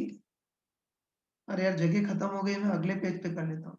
चलो इसको सॉल्व करेंगे तो कितना आएगा बताओ, a sin 7 पाई बाय 6, तो मैं लिख देता हूँ, इधर जगह खत्म हो गई, यहाँ लिख देता हूँ। ये तो हम बोल सकते हैं कि amplitude at x equal to 7/3 पर ही देखना था ना, तो x इक्वल टू 7/3 पर एम्पलीट्यूड कितना आ गया, a sin 7 पाई बाय 6 को हम क्या लिख सकते हैं पाई प्लस पाई बाय 6 ये लिख सकते हैं। तो बस अब सॉल्व कर सकते हैं। तो बताओ इस पोजीशन पर एम्पलीट्यूड कितना होगा, a sin pi plus pi by 6, तो ये तुमको पता होगा कि पाई प्लस पाई बाय 6 से मतलब थर्ड क्वाड्रेंट में साइन नेगेटिव होता है ना, और इसका मैग्नीट्यूड कितना होगा माइनस साइन पाई बाय 6, मतलब a इंटू माइनस हाफ। बस ये जो है x इक्वल 7/3, इस पॉइंट पर एम्पलीट्यूड कितना होगा -a/2, लेकिन एम्पलीट्यूड नेगेटिव होने का कोई सिग्निफिकेंट नहीं है, हमको तो एम्पलीट्यूड के मॉडुलस से मतलब है, तो इस पॉइंट पर एम्पलीट्यूड का मॉडुलस कितना हो जाएगा a/2। तो ध्यान रखना कि जो सेकंड पार्ट बताया वो केवल जे एडवांस के लिए है, अगर मेडिकल का कोई बच्चा इस वीडियो को देख रहा हो तो सेकंड पार्ट को मत करना, वरना सदमा लग जाएगा तुमको। हाँ बच्चों, अभी हमने पूरा क्वेश्चन तो कर लिया, बहुत टाइप्स ये बहुत सारे हमने मूर्खों टाइप से मैथमेटिक्स भी लगा दी ये, लेकिन ध्यान रखना ये जो पिछला क्वेश्चन किया था उससे हमको बस एक ही सबक मिल गया कि स्टैंडिंग वेव के किसी भी क्वेश्चन में अगर लूप की इंफॉर्मेशन हो तो बस ध्यान रखना कि लूप की इंफॉर्मेशन जो होती है वो लैम्डा के लिए होती है, बस लूप से लैम्डा निकालते हैं, दैट्स ऑल, है ना। अब देखो, अब इसी का एक क्वेश्चन मैं तुमको पूछ रहा हूँ, इसको ध्यान से देखना। ये देखो इस बार भी हमको दे रखा है कि कोई फिक्स वायर है, दिख रहा है ना, इधर से भी फिक्स और इधर से फिक्स हो तो उसको फिक्स वायर बोलते हैं, ठीक है। तो इस बार भी हमको दे रखा है कोई फिक्स वायर है, इसकी लेंथ एल है, लीनियर मास डेंसिटी म्यू, और वायर में टेंशन टी दे रखी है, ठीक है। अब इसमें भी हमने स्टैंडिंग वेव्स क्रिएट की है, और इस बार स्टैंडिंग वेव के कारण वायर एक दो लूप की जगह इस बार एन लूप में वाइब्रेट कर रहा है ना, हमको दे रखा है स्टैंडिंग वेव्स के कारण पूरा वायर एन लूप में वाइब्रेट कर रहा है। तो इस बार वाइब्रेशन की फ्रीक्वेंसी कितनी होगी वो देखना है। तो 2 मिनट के लिए वीडियो पॉज करो और खुद इसको ट्राई करो। चलो मैं एक्सपेक्ट करता हूँ कि तुम्हें जो भी सिंसियर होगा उसने इसको कर लिया होगा, देख लेते हैं ध्यान से। तो ये हमको दे रखा है कोई फिक्स वायर है जो दोनों तरफ से फिक्स है, इसकी length L, linear mass density mu, और टेंशन टी दे रखी है। स्टैंडिंग वेव्स क्रिएट किए हैं जिसके कारण ये पूरा वायर एन लूप में वाइब्रेट कर रहा है। तो वायर के वाइब्रेशन की फ्रीक्वेंसी कितनी होगी वो देखना है। देखो कोई स्मार्ट पर्सन हो तो देखते ही समझ जाएगा ना, कोई स्मार्ट पर्सन हो तो देखते ही समझ जाएगा कि बताओ लूप की जो इंफॉर्मेशन दे रखी है उससे लैम्डा निकाल लेंगे, टेंशन से वेव वेलोसिटी निकाल लेंगे, और उससे हम फ्रीक्वेंसी भी निकाल सकते हैं। ये तो स्किल ये होगी यार कि लूप के बेसिस पे लैम्डा निकालेंगे, टेंशन से वेव वेलोसिटी निकाल लेंगे, और लैम्डा और वेलोसिटी आ गई तो उससे फ्रीक्वेंसी भी निकाल सकते हैं। वैसे ही करते हैं, चलो सबसे पहले लूप के बेसिस पर लैम्डा निकालते हैं। ये तो वही लूप के बेसिस पर लैम्डा निकालने का मैंने सेट तरीका बताया था ना, ये तो हमको अच्छे पता है कि बताओ एक लूप की लेंथ कितनी होती है λ/2, है ना, वही अपना तरीका तो हमको पता है एक लूप की लेंथ कितनी होती है λ/2। तो इस बार ऐसे ऐसे n लूप हैं, तो एन लूप की लेंथ कितनी होगी, एन लैम्डा बाय 2, और हमको इसकी टोटल लेंथ कितनी दे रखी है, एल, तो इससे लैम्डा कितना आ गया, 2l बाय एन। तो बताओ, लूप के बेसिस पर लैम्डा निकाल लिया। फिर टेंशन से वेव वेलोसिटी निकाल लेंगे। तो हमको अच्छे पता है कि स्ट्रिंग वेव की वेव वेलोसिटी कितनी होती है, रूट टी बाय म्यू। बस आराम से बताओ कि लूप के बेसिस पर लैम्डा निकाल लिया और टेंशन से वेव वेलोसिटी निकाल ली, तो इससे हम ऑस्किलेशन की फ्रीक्वेंसी भी निकाल सकते हैं। तो हमको पता है कि वेव वेलोसिटी, वेवलेंथ और फ्रीक्वेंसी में क्या रिलेशन होता है, v equal to F lambda. तो f equal to v by lambda. बस बताओ, v तो वेव वेलोसिटी, वो तो रूट टी बाय म्यू, अपन लैम्डा कितना है, 2l बाय एन। तो डिवाइड करेंगे तो इसके ऑस्किलेशन की फ्रीक्वेंसी हमारे पास कितनी आ गई, n by 2l root T by mu, है ना। मतलब हम पक्का बोल सकते हैं, है ना, कंफर्म बोल सकते हैं कि कोई भी वायर अगर एन लूप में वाइब्रेट कर रहा हो तो उसके ऑस्किलेशन की फ्रीक्वेंसी कितनी होगी, N by 2l root T by mu. और ध्यान रखना कि ये जो रिजल्ट है वो कोई मामूली रिजल्ट नहीं है। ये कई लोगों को तो बहुत मामूली लगता है, लेकिन ध्यान रखना कि ये रिजल्ट कोई मामूली रिजल्ट नहीं है। इसका स्ट्रिंग वेव और साउंड वेव में बहुत ज्यादा यूज होता है ना। इस वेव के चैप्टर का मैजिकल फॉर्मूला है ना। तो बस इस फॉर्मूले से हम इस फॉर्मूले से हम कंफर्म बोल सकते हैं कि कोई भी वायर एन लूप में वाइब्रेट करे तो उसकी सॉरी, कोई वायर एन लूप में वाइब्रेट करे तो उसकी ऑस्किलेशन की frequency n by 2l root T by mu. तो बस अब वायर कितने भी लूप में वाइब्रेट करे उसकी फ्रीक्वेंसी निकाल सकते हैं। तुम बताओ कि अगर पूरा वायर एक लूप में वाइब्रेट करे तो इसकी frequency 1 by 2l root T by mu. पूरा वायर दो लूप में वाइब्रेट करे तो frequency 2 by 2l root T by mu. Wire 10 loop में वाइब्रेट करे तो frequency 10 by 2l root T by mu. या 13 लूप में वाइब्रेट करे तो इसकी frequency 13 by 2l root T by mu. ऐसे ही बताओ कि स्टैंडिंग वेव के कारण कोई वायर आधे लूप में वाइब्रेट करे तो एन का काम कौन करेगा, हाफ। तो तब उसकी फ्रीक्वेंसी आधा by 2l root T by mu. ऐसे स्टैंडिंग वेव के कारण कोई वायर डेढ़ लूप में वाइब्रेट करे तो एन का काम डेढ़ करेगा, तो इसकी वाइब्रेशन की फ्रीक्वेंसी डेढ़ by 2l root T by mu. और ढाई लूप में वाइब्रेट करे तो इसकी फ्रीक्वेंसी ढाई by 2l root T by mu. मतलब अब ये वायर कितने भी लूप में वाइब्रेट करे उसकी फ्रीक्वेंसी निकाल सकते हो। तो देखो, जो आने वाला जो टॉपिक है उसका रिजल्ट तो तुमने पहले ही देख लिया। तो वायर कितने भी लूप में वाइब्रेट करे उसकी फ्रीक्वेंसी निकाल सकते हैं ना। बस अब हम अगला टॉपिक पढ़ाने की जरूरत नहीं, अगले टॉपिक का आंसर तुमने यही निकाल लिया। हाँ बच्चों देखो, अभी हमने एक बहुत इंपॉर्टेंट चीज पढ़ ली। ये तुमको पक्का पता चल गया कि कोई भी वायर अगर n लूप में वाइब्रेट करे तो इसकी frequency n by 2l root T by mu. बस अब ये वायर चाहे कितने भी लूप में वाइब्रेट करे इसकी फ्रीक्वेंसी निकाल सकते हैं, है ना। मतलब आगे जो हम टॉपिक पढ़ने वाले हैं उसका रिजल्ट तो पहले से ही निकाल लिया है। मतलब वायर कितने भी लूप में वाइब्रेट करे उसकी फ्रीक्वेंसी हम निकाल सकते हैं। तो बस अब हम एक बहुत सिंपल लेकिन इंपॉर्टेंट पार्ट पे आते हैं। ठीक, देखते हैं कि अगर कोई फिक्स वायर हो तो उसके वाइब्रेशन के कौन-कौन से मोड होंगे और नेचुरल फ्रीक्वेंसी होगी। और दूसरा देखेंगे कि कोई फिक्स फ्री वायर हो तो उसके वाइब्रेशन के मोड ये देखते हैं। ठीक, चलो पहले हम देखते हैं कि अगर कोई फिक्स वायर हो तो उसके वाइब्रेशन के तरीके कौन से होते हैं, है ना। तो कोई फिक्स वायर हो तो इसके वाइब्रेशन के तरीके और मोड कौन से होते हैं। हर एक तरीके की नेचुरल फ्रीक्वेंसी कितनी होती है वो देखेंगे। और सबसे मेन चीज कि वाइब्रेशन के हर एक तरीके की नेमिंग होती है।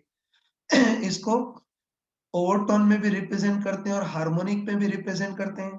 तो इसमें हर एक तरीके में फ्रीक्वेंसी कितनी हो तो निकाल चुके हैं। सबसे मेन चीज है कि वाइब्रेशन के हर एक तरीके की जो नेमिंग है वो खास है। तो पहले हम फिक्स वायर को स्टडी करते हैं। तो वही modes of vibration of fix wire, मतलब अगर कोई फिक्स वायर है तो उसके वाइब्रेशन के कौन-कौन से तरीके होंगे, हर एक तरीके की नेचुरल फ्रीक्वेंसी, और सबसे इम्पोर्टेंट चीज है कि हर एक तरीके का नेमिंग क्या होगा वो देखते हैं, ध्यान से देखना। ठीक है, चलो। और ध्यान रखना कि ये वाला जो पार्ट बता रहा हूँ वो पूरे वेव का सबसे आसान पार्ट है, लेकिन सबसे इम्पोर्टेंट पार्ट है ना। चाहे अपना जेई का एग्जाम हो या मेडिकल का एग्जाम हो, इस वाले पार्ट से ही ज्यादा क्वेश्चन पूछे जाते हैं। ठीक है, तो चलो इस बार भी मान लेते हैं कोई वायर है जो इधर से भी फिक्स्ड है और इधर से भी फिक्स्ड है, दोनों तरफ से फिक्स है तो इस वायर को फिक्स वायर बोलेंगे।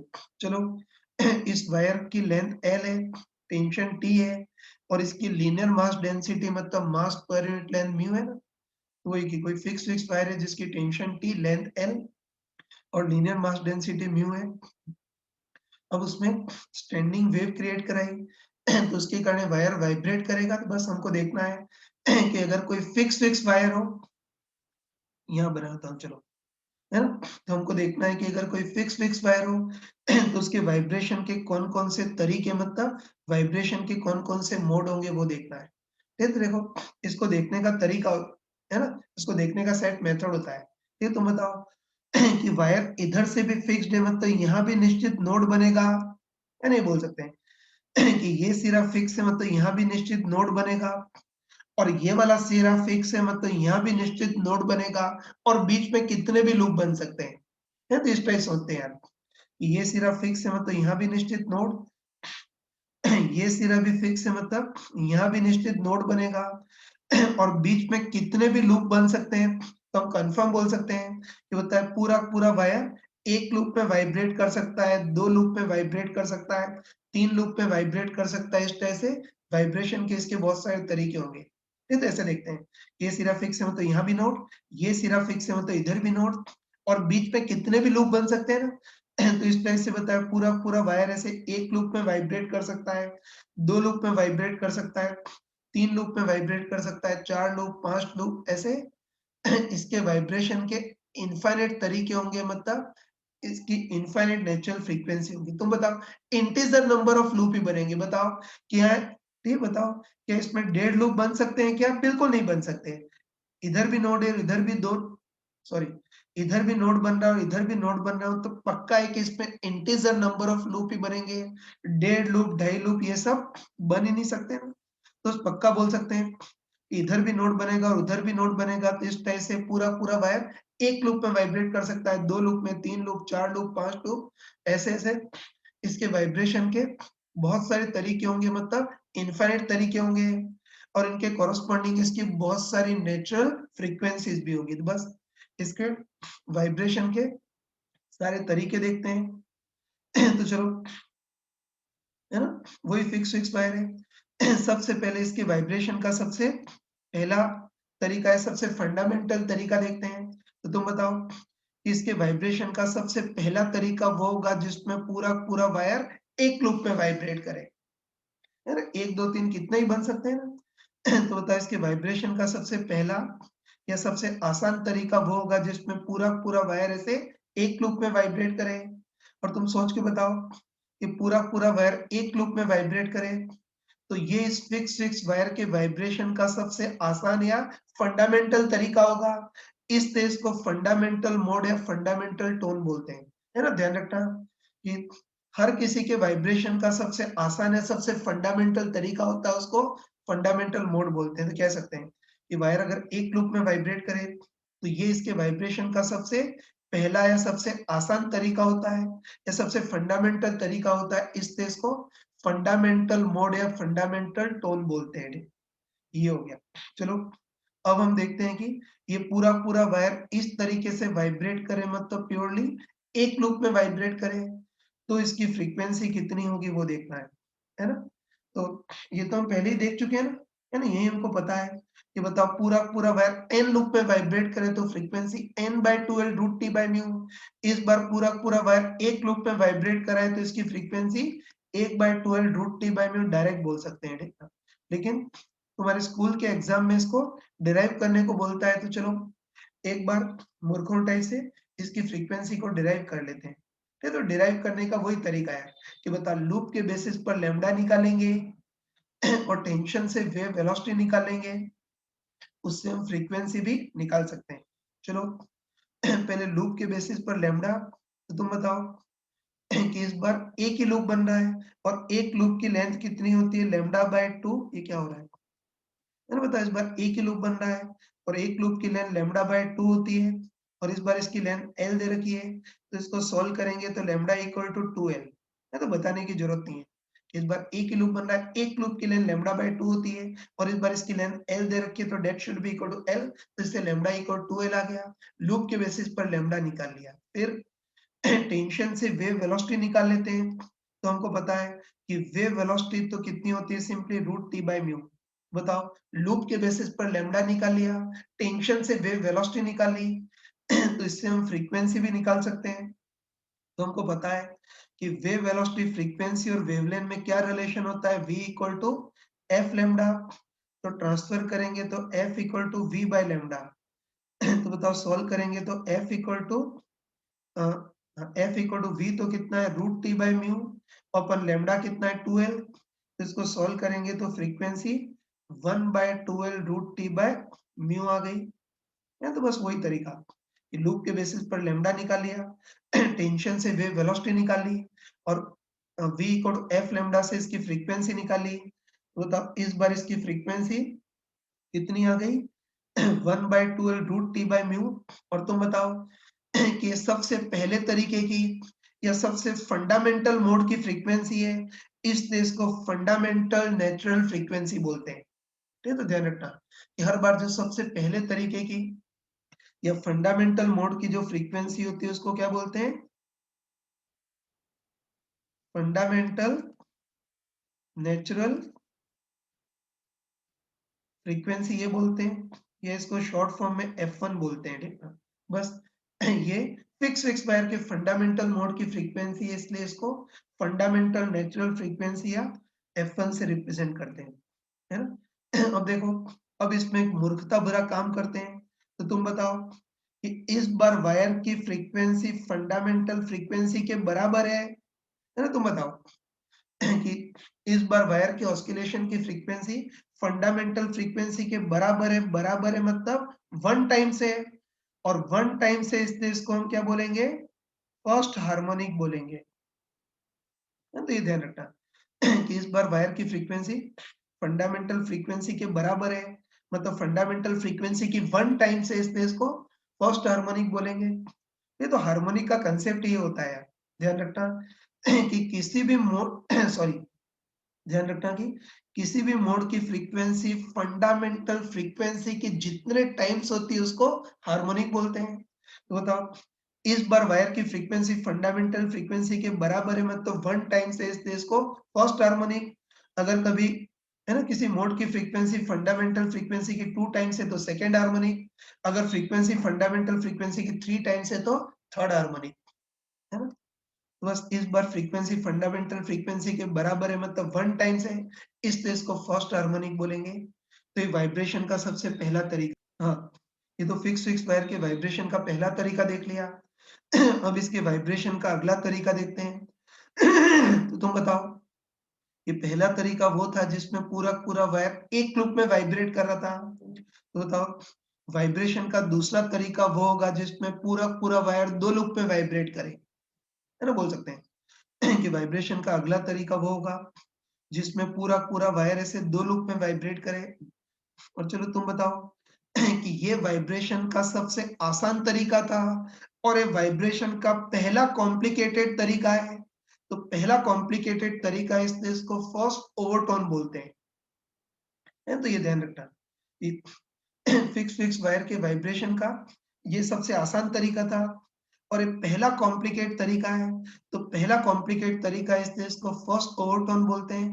पहला मतलब फर्स्ट, कॉम्प्लिकेटेड मतलब ओवर और तरीका मतलब टोन। तो बस ये इस वायर के वाइब्रेशन का पहला कॉम्प्लिकेट तरीका है, इसलिए इसको फर्स्ट ओवरटोन बोलते हैं। ठीक है, तो देखो ये वाली चीज वैसी ही है जैसे तुमने केमिस्ट्री में पढ़ी होगी। ठीक है, तुमने केमिस्ट्री में पढ़ा होगा कि बताओ, है ना, हाइड्रोजन इलेक्ट्रॉन की बात करें तो केमिस्ट्री में पढ़ा होगा कि इलेक्ट्रॉन की जो सबसे स्टेबल ऑर्बिट होती है उसको ग्राउंड स्टेट बोलते हैं और पहला अनस्टेबल स्टेट होता है उसको फर्स्ट एक्साइटेड स्टेट बोलते हैं। ये तो केमिस्ट्री में पढ़ा होगा कि जो सबसे स्टेबल स्टेट होती है उसको ग्राउंड स्टेट और पहली, है ना, पहली अनस्टेबल स्टेट होती है उसको फर्स्ट एक्साइटेड स्टेट बोलते हैं। तो वैसे यहाँ भी वही है कि वाइब्रेशन का जो सबसे आसान तरीका है वो उसको फंडामेंटल मोड बोलते हैं, वो ग्राउंड स्टेट के सिमिलर है। और पहला कॉम्प्लिकेट तरीका होता है उसको फर्स्ट ओवरटोन को फर्स्ट एक्साइटेड स्टेट के सिमिलर है। तो बस अब मुझे एक्सप्लेन करने की जरूरत नहीं पड़ेगी, बोल सकते हैं कि फिक्स वायर के वाइब्रेशन का ये सबसे आसान तरीका था और एक पहला कॉम्प्लिकेट तरीका है, इसलिए इसको फर्स्ट ओवरटोन बोलते हैं, ठीक है ना? चलो आगे बढ़ते हैं। अब हम देखते हैं कि वायर प्योरली इस तरीके से वाइब्रेट करे, मतलब प्योरली 2 लूप में वाइब्रेट करे तो इसकी फ्रीक्वेंसी कितनी होगी वो देखना है। तो वैसे तो हमको आंसर पहले से ही पता है ना? हमको रटा हुआ है कि वायर n लूप में वाइब्रेट करे तो frequency n/2L root T by mu. इस बार वायर 2 लूप में वाइब्रेट करा है तो frequency 2/2L root T by mu होगी, हमको पहले से ही पता है। लेकिन चलो स्कूल के एग्जाम में डिराइव करने को बोलता है, तो इसको भी मूर्खों टाइप से डिराइव कर लेते हैं। तो बस डिराइव करने का वही तरीका कि बताओ लूप के बेसिस पर लैम्डा निकालेंगे और टेंशन से वेव वेलोसिटी। पहले लूप के बेसिस पर लैम्डा निकालते हैं, ये तो हमको अच्छे पता है कि बताओ एक लूप की लेंथ कितनी होती है, लैम्डा बाय 2। इस बार ऐसे ऐसे 2 लूप बन रहे हैं तो टोटल लेंथ 2 लैम्डा बाय 2 है ना? वही एक लूप की लेंथ लैम्डा बाय 2, ऐसे ऐसे 2 लूप बन रहे हैं तो टोटल लेंथ 2 लैम्डा बाय 2 और इसकी टोटल लेंथ L दे रखी है। ट्रांसफर करेंगे तो लैम्डा 2L बाय 2 आ गया, है ना? वैसे तो L भी लिख सकते हैं लेकिन इसको इन सब के सिमिलर दिखाना है, इसलिए लैम्डा को 2L बाय 2 लिख देते हैं। हाँ, बताओ लूप के बेसिस पर लैम्डा निकाल लिया, अब टेंशन से वेव वेलोसिटी निकालेंगे, तो हमको पता है कि स्ट्रिंग वेव वेलोसिटी तो हमेशा रूट टी बाय म्यू होती है। बस लूप के बेसिस पर लैम्डा निकाल लिया, टेंशन से वेव वेलोसिटी निकाल ली, तो इससे हम फ्रीक्वेंसी भी निकाल सकते हैं ना? तो हमको पता है कि इनमें रिलेशन क्या होता है, v equal to F lambda. तो F equal to V by lambda, ये क्या हो रहा है यार? तो वही कि V equal to F lambda, तो F equal to V by lambda, तो V तो कितना है रूट टी बाय म्यू, अपन लैम्डा कितना है 2L बाय 2, इसका डिवाइड करोगे तो बताओ इस बार फ्रीक्वेंसी कितनी आएगी यार? 2/2L root T by mu आएगी। तो वो तो हमको इस जादुई फॉर्मूले से पहले से पता था, लेकिन निकाल ली। तो इस बार इसकी frequency 2/2L root T by mu आ गई। अब चलो तुम बताओ कि फिक्स वायर के, तुम बताओ कि फिक्स वायर की फंडामेंटल फ्रीक्वेंसी तो 1/2L root T by mu होती है और इस बार वायर की frequency 2/2L root T by mu आ गई। मतलब इस बार वायर की फ्रीक्वेंसी फंडामेंटल फ्रीक्वेंसी की 2 टाइम्स आ गई। और तुम बताओ कि इस मोड में वायर की फ्रीक्वेंसी फंडामेंटल फ्रीक्वेंसी की 2 टाइम्स है, इस देश को क्या बोलेंगे? सेकंड हार्मोनिक बोलेंगे, ठीक है? बस ये मैंने बताया था कि हार्मोनिक मतलब किसी भी मोड की फ्रीक्वेंसी फंडामेंटल फ्रीक्वेंसी के जितने टाइम्स है उसको हार्मोनिक बोलते हैं। बस इस बार वायर की फ्रीक्वेंसी फंडामेंटल फ्रीक्वेंसी की 2 टाइम्स है, इसलिए इसको सेकंड हार्मोनिक बोलेंगे। बस मेरे ख्याल से अब तुमको हार्मोनिक और ओवरटोन में डिफरेंस पता चल गया होगा, है ना? ध्यान रखना कि अब तुमको हार्मोनिक और ओवरटोन में डिफरेंस पता चल गया होगा। ये तो ध्यान रखना कि हार्मोनिक तो बहुत सिंपल है, याद रखना बस किसी भी मोड की फ्रीक्वेंसी फंडामेंटल फ्रीक्वेंसी के जितने टाइम्स होते हैं उसको हार्मोनिक बोलते हैं। तो हार्मोनिक तो सिंपल है, लेकिन ओवरटोन थोड़ी खतरनाक चीज है। ध्यान रखना कि ओवरटोन का मतलब कौन सा तरीका नहीं, कौन सा कॉम्प्लिकेट तरीका, या तुम्हारे केमिस्ट्री की लैंग्वेज में बोले तो कौन सी एक्साइटेड स्टेट। ये तो अब मेरे ख्याल से इनमें कंफ्यूज नहीं होंगे, तो याद रखना कि किसी भी मोड की फ्रीक्वेंसी फंडामेंटल फ्रीक्वेंसी के जितने टाइम्स होते हैं उसको तो हार्मोनिक बोलते हैं।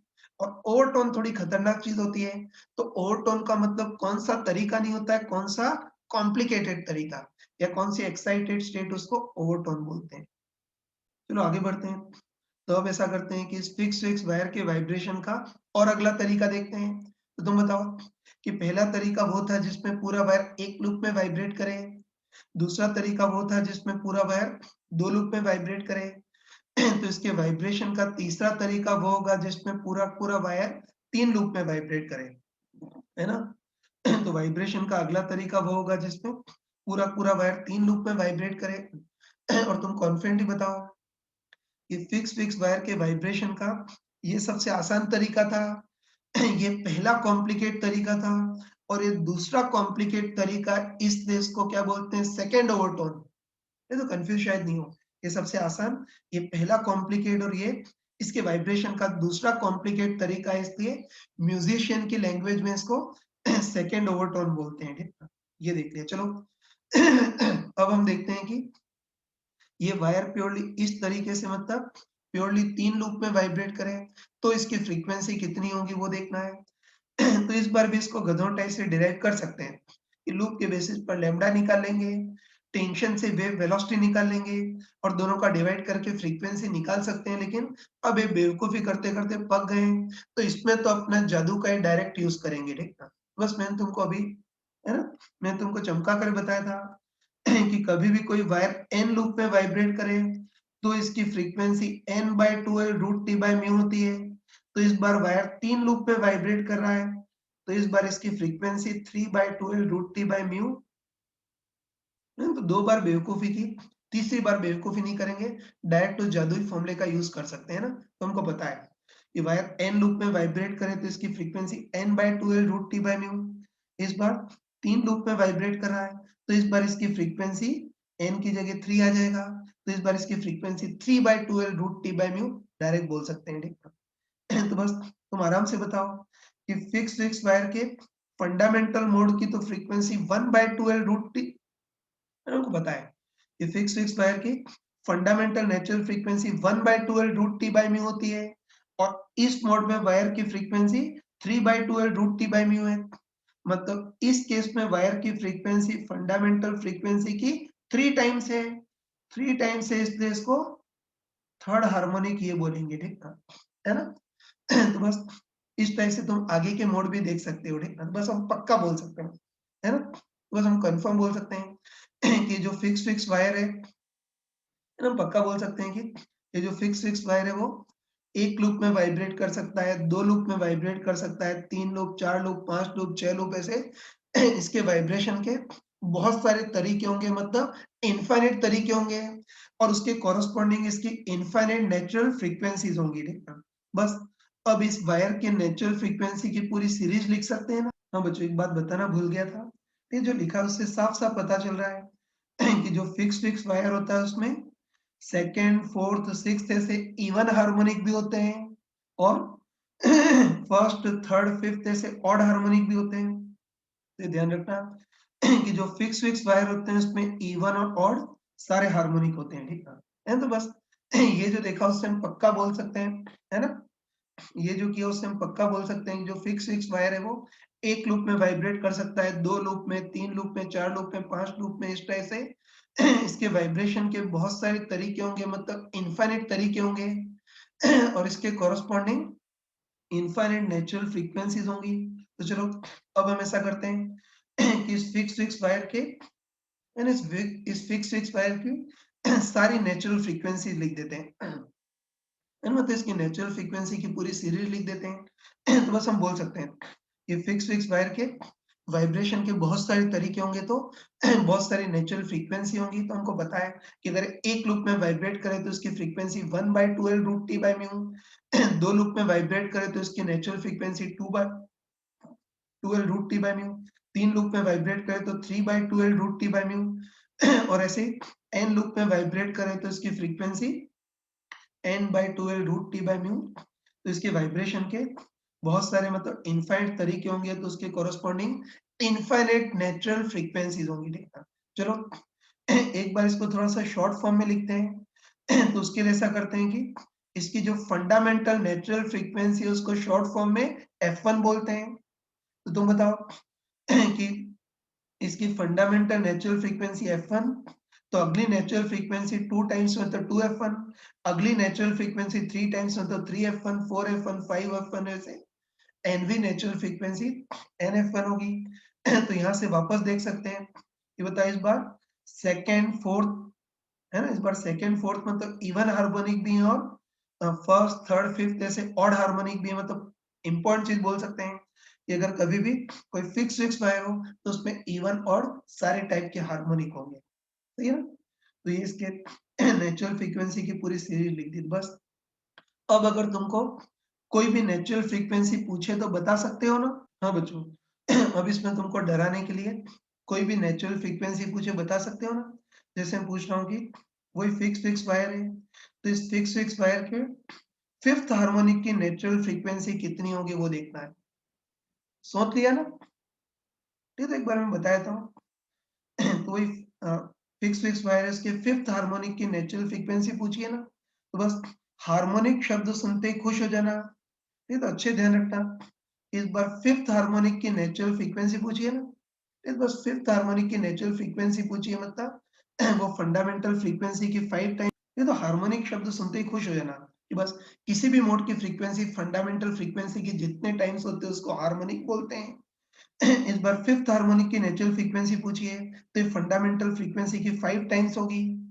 ये तो फंडामेंटल फ्रीक्वेंसी F1, तो फिफ्थ हार्मोनिक की नेचुरल फ्रीक्वेंसी 5 F1, या डिटेल में लिखें तो 5/12 रूट टी बाय म्यू, है ना। कोई एट्थ हार्मोनिक की नेचुरल फ्रीक्वेंसी पूछे तो आंखें बंद करके बोल सकते हैं कि एट्थ हार्मोनिक में तो उसकी फ्रीक्वेंसी फंडामेंटल फ्रीक्वेंसी की 8 टाइम्स होगी, मतलब 8 F1, या डिटेल में लिखें तो 8/12 रूट टी बाय म्यू।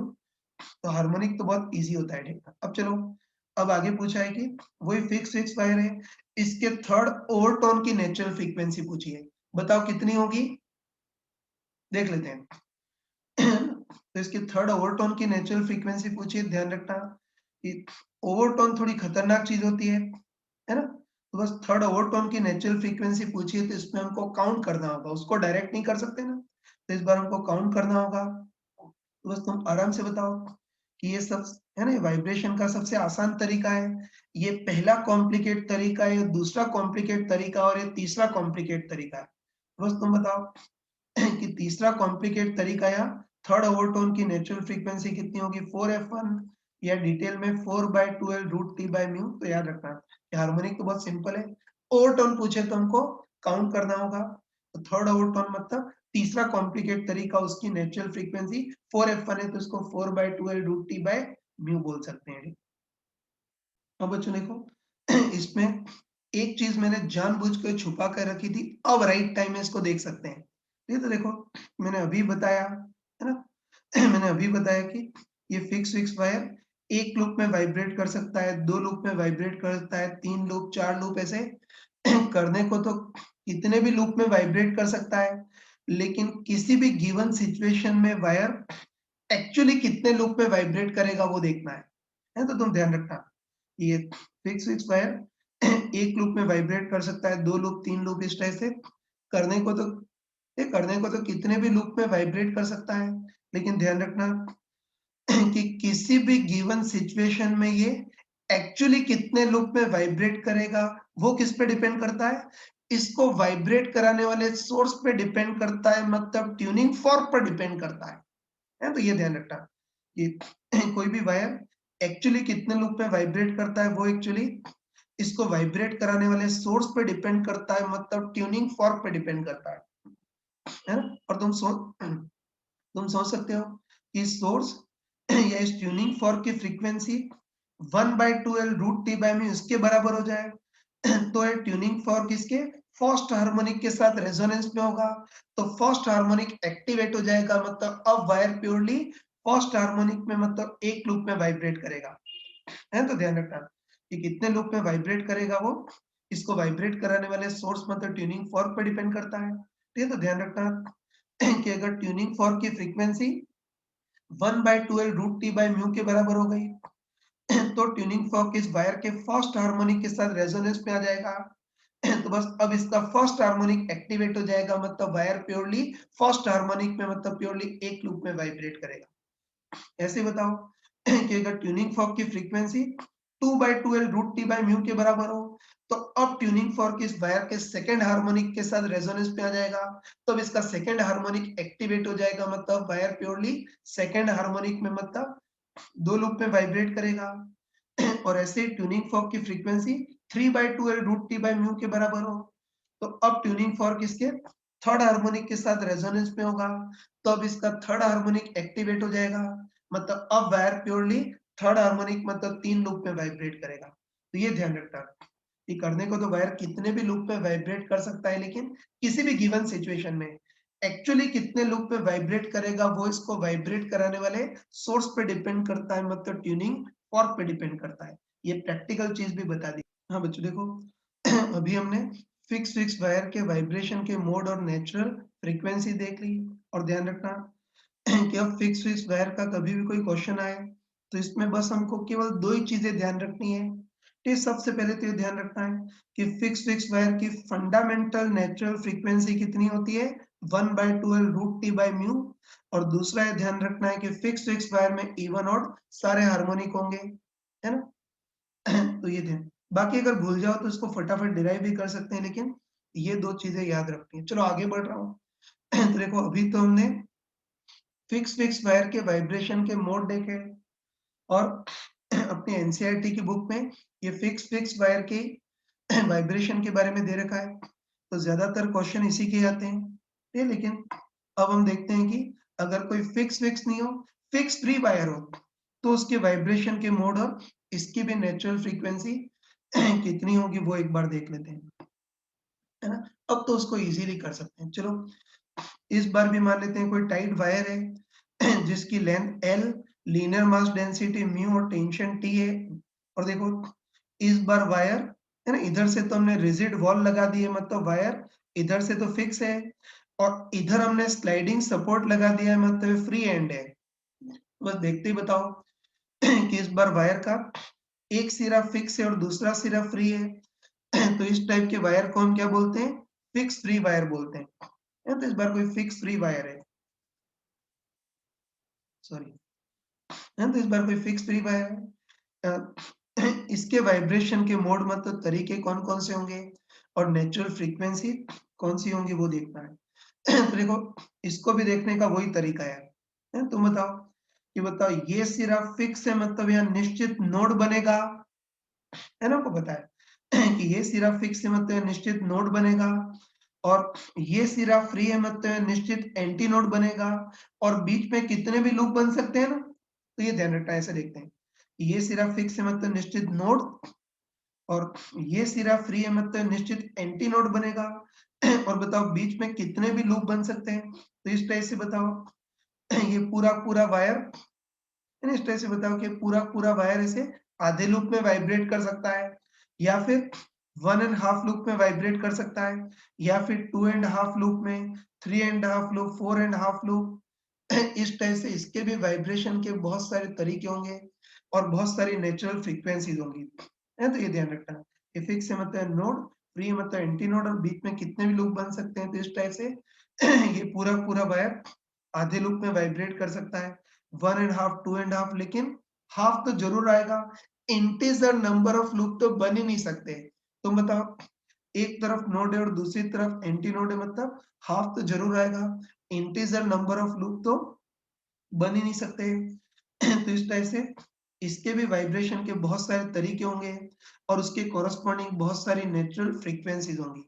बस इसके भी वाइब्रेशन के हम सारे तरीके देखते हैं। चलो सबसे पहले फिक्स फ्री वायर के वाइब्रेशन का सबसे पहला तरीका देखते हैं। तो तुम बताओ कि इसके वाइब्रेशन का सबसे पहला या सबसे फंडामेंटल तरीका वो होगा जिसमें पूरा वायर ऐसे आधे लूप में वाइब्रेट करे, है ना, बोल सकते हैं।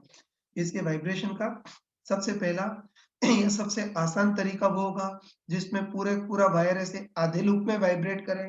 और तुम बताओ कि तुम बताओ कि ये फिक्स फ्री वायर के वाइब्रेशन का सबसे पहला या सबसे आसान तरीका है, इसलिए इसको फंडामेंटल मोड या फंडामेंटल टोन बोलेंगे, है ना। पहले ही बताया था कि हर किसी के वाइब्रेशन का सबसे पहला या सबसे आसान जो तरीका होता है उसको फंडामेंटल टोन बोलते हैं। तो बस बोल सकते हैं कि अगर आधे लूप में वाइब्रेट करे तो ये फिक्स फ्री वायर के वाइब्रेशन का सबसे आसान या फंडामेंटल तरीका है, इसलिए इसको फंडामेंटल मोड या फंडामेंटल टोन बोलेंगे, ठीक। चलो अब हम देखते हैं कि वायर प्योरली इस तरीके से वाइब्रेट करे, मतलब आधे लूप में वाइब्रेट करे, तो इसकी फ्रीक्वेंसी कितनी होगी वो देखना है ना।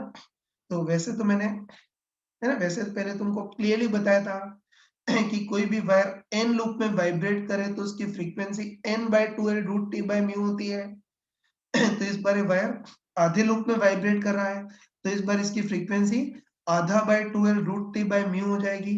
ऐसे डायरेक्ट कर सकते हैं, सही है ना, कि आधे लूप में वाइब्रेट करे तो इसकी फ्रीक्वेंसी आधा by 2l root T by mu, ऐसे डायरेक्ट कर सकते हैं। लेकिन तुम्हारे स्कूल के एग्जाम में डिराइव करने को बोलता है तो एक बार इसको मूर्खों टाइप से डिराइव भी कर सकते हैं, ठीक है।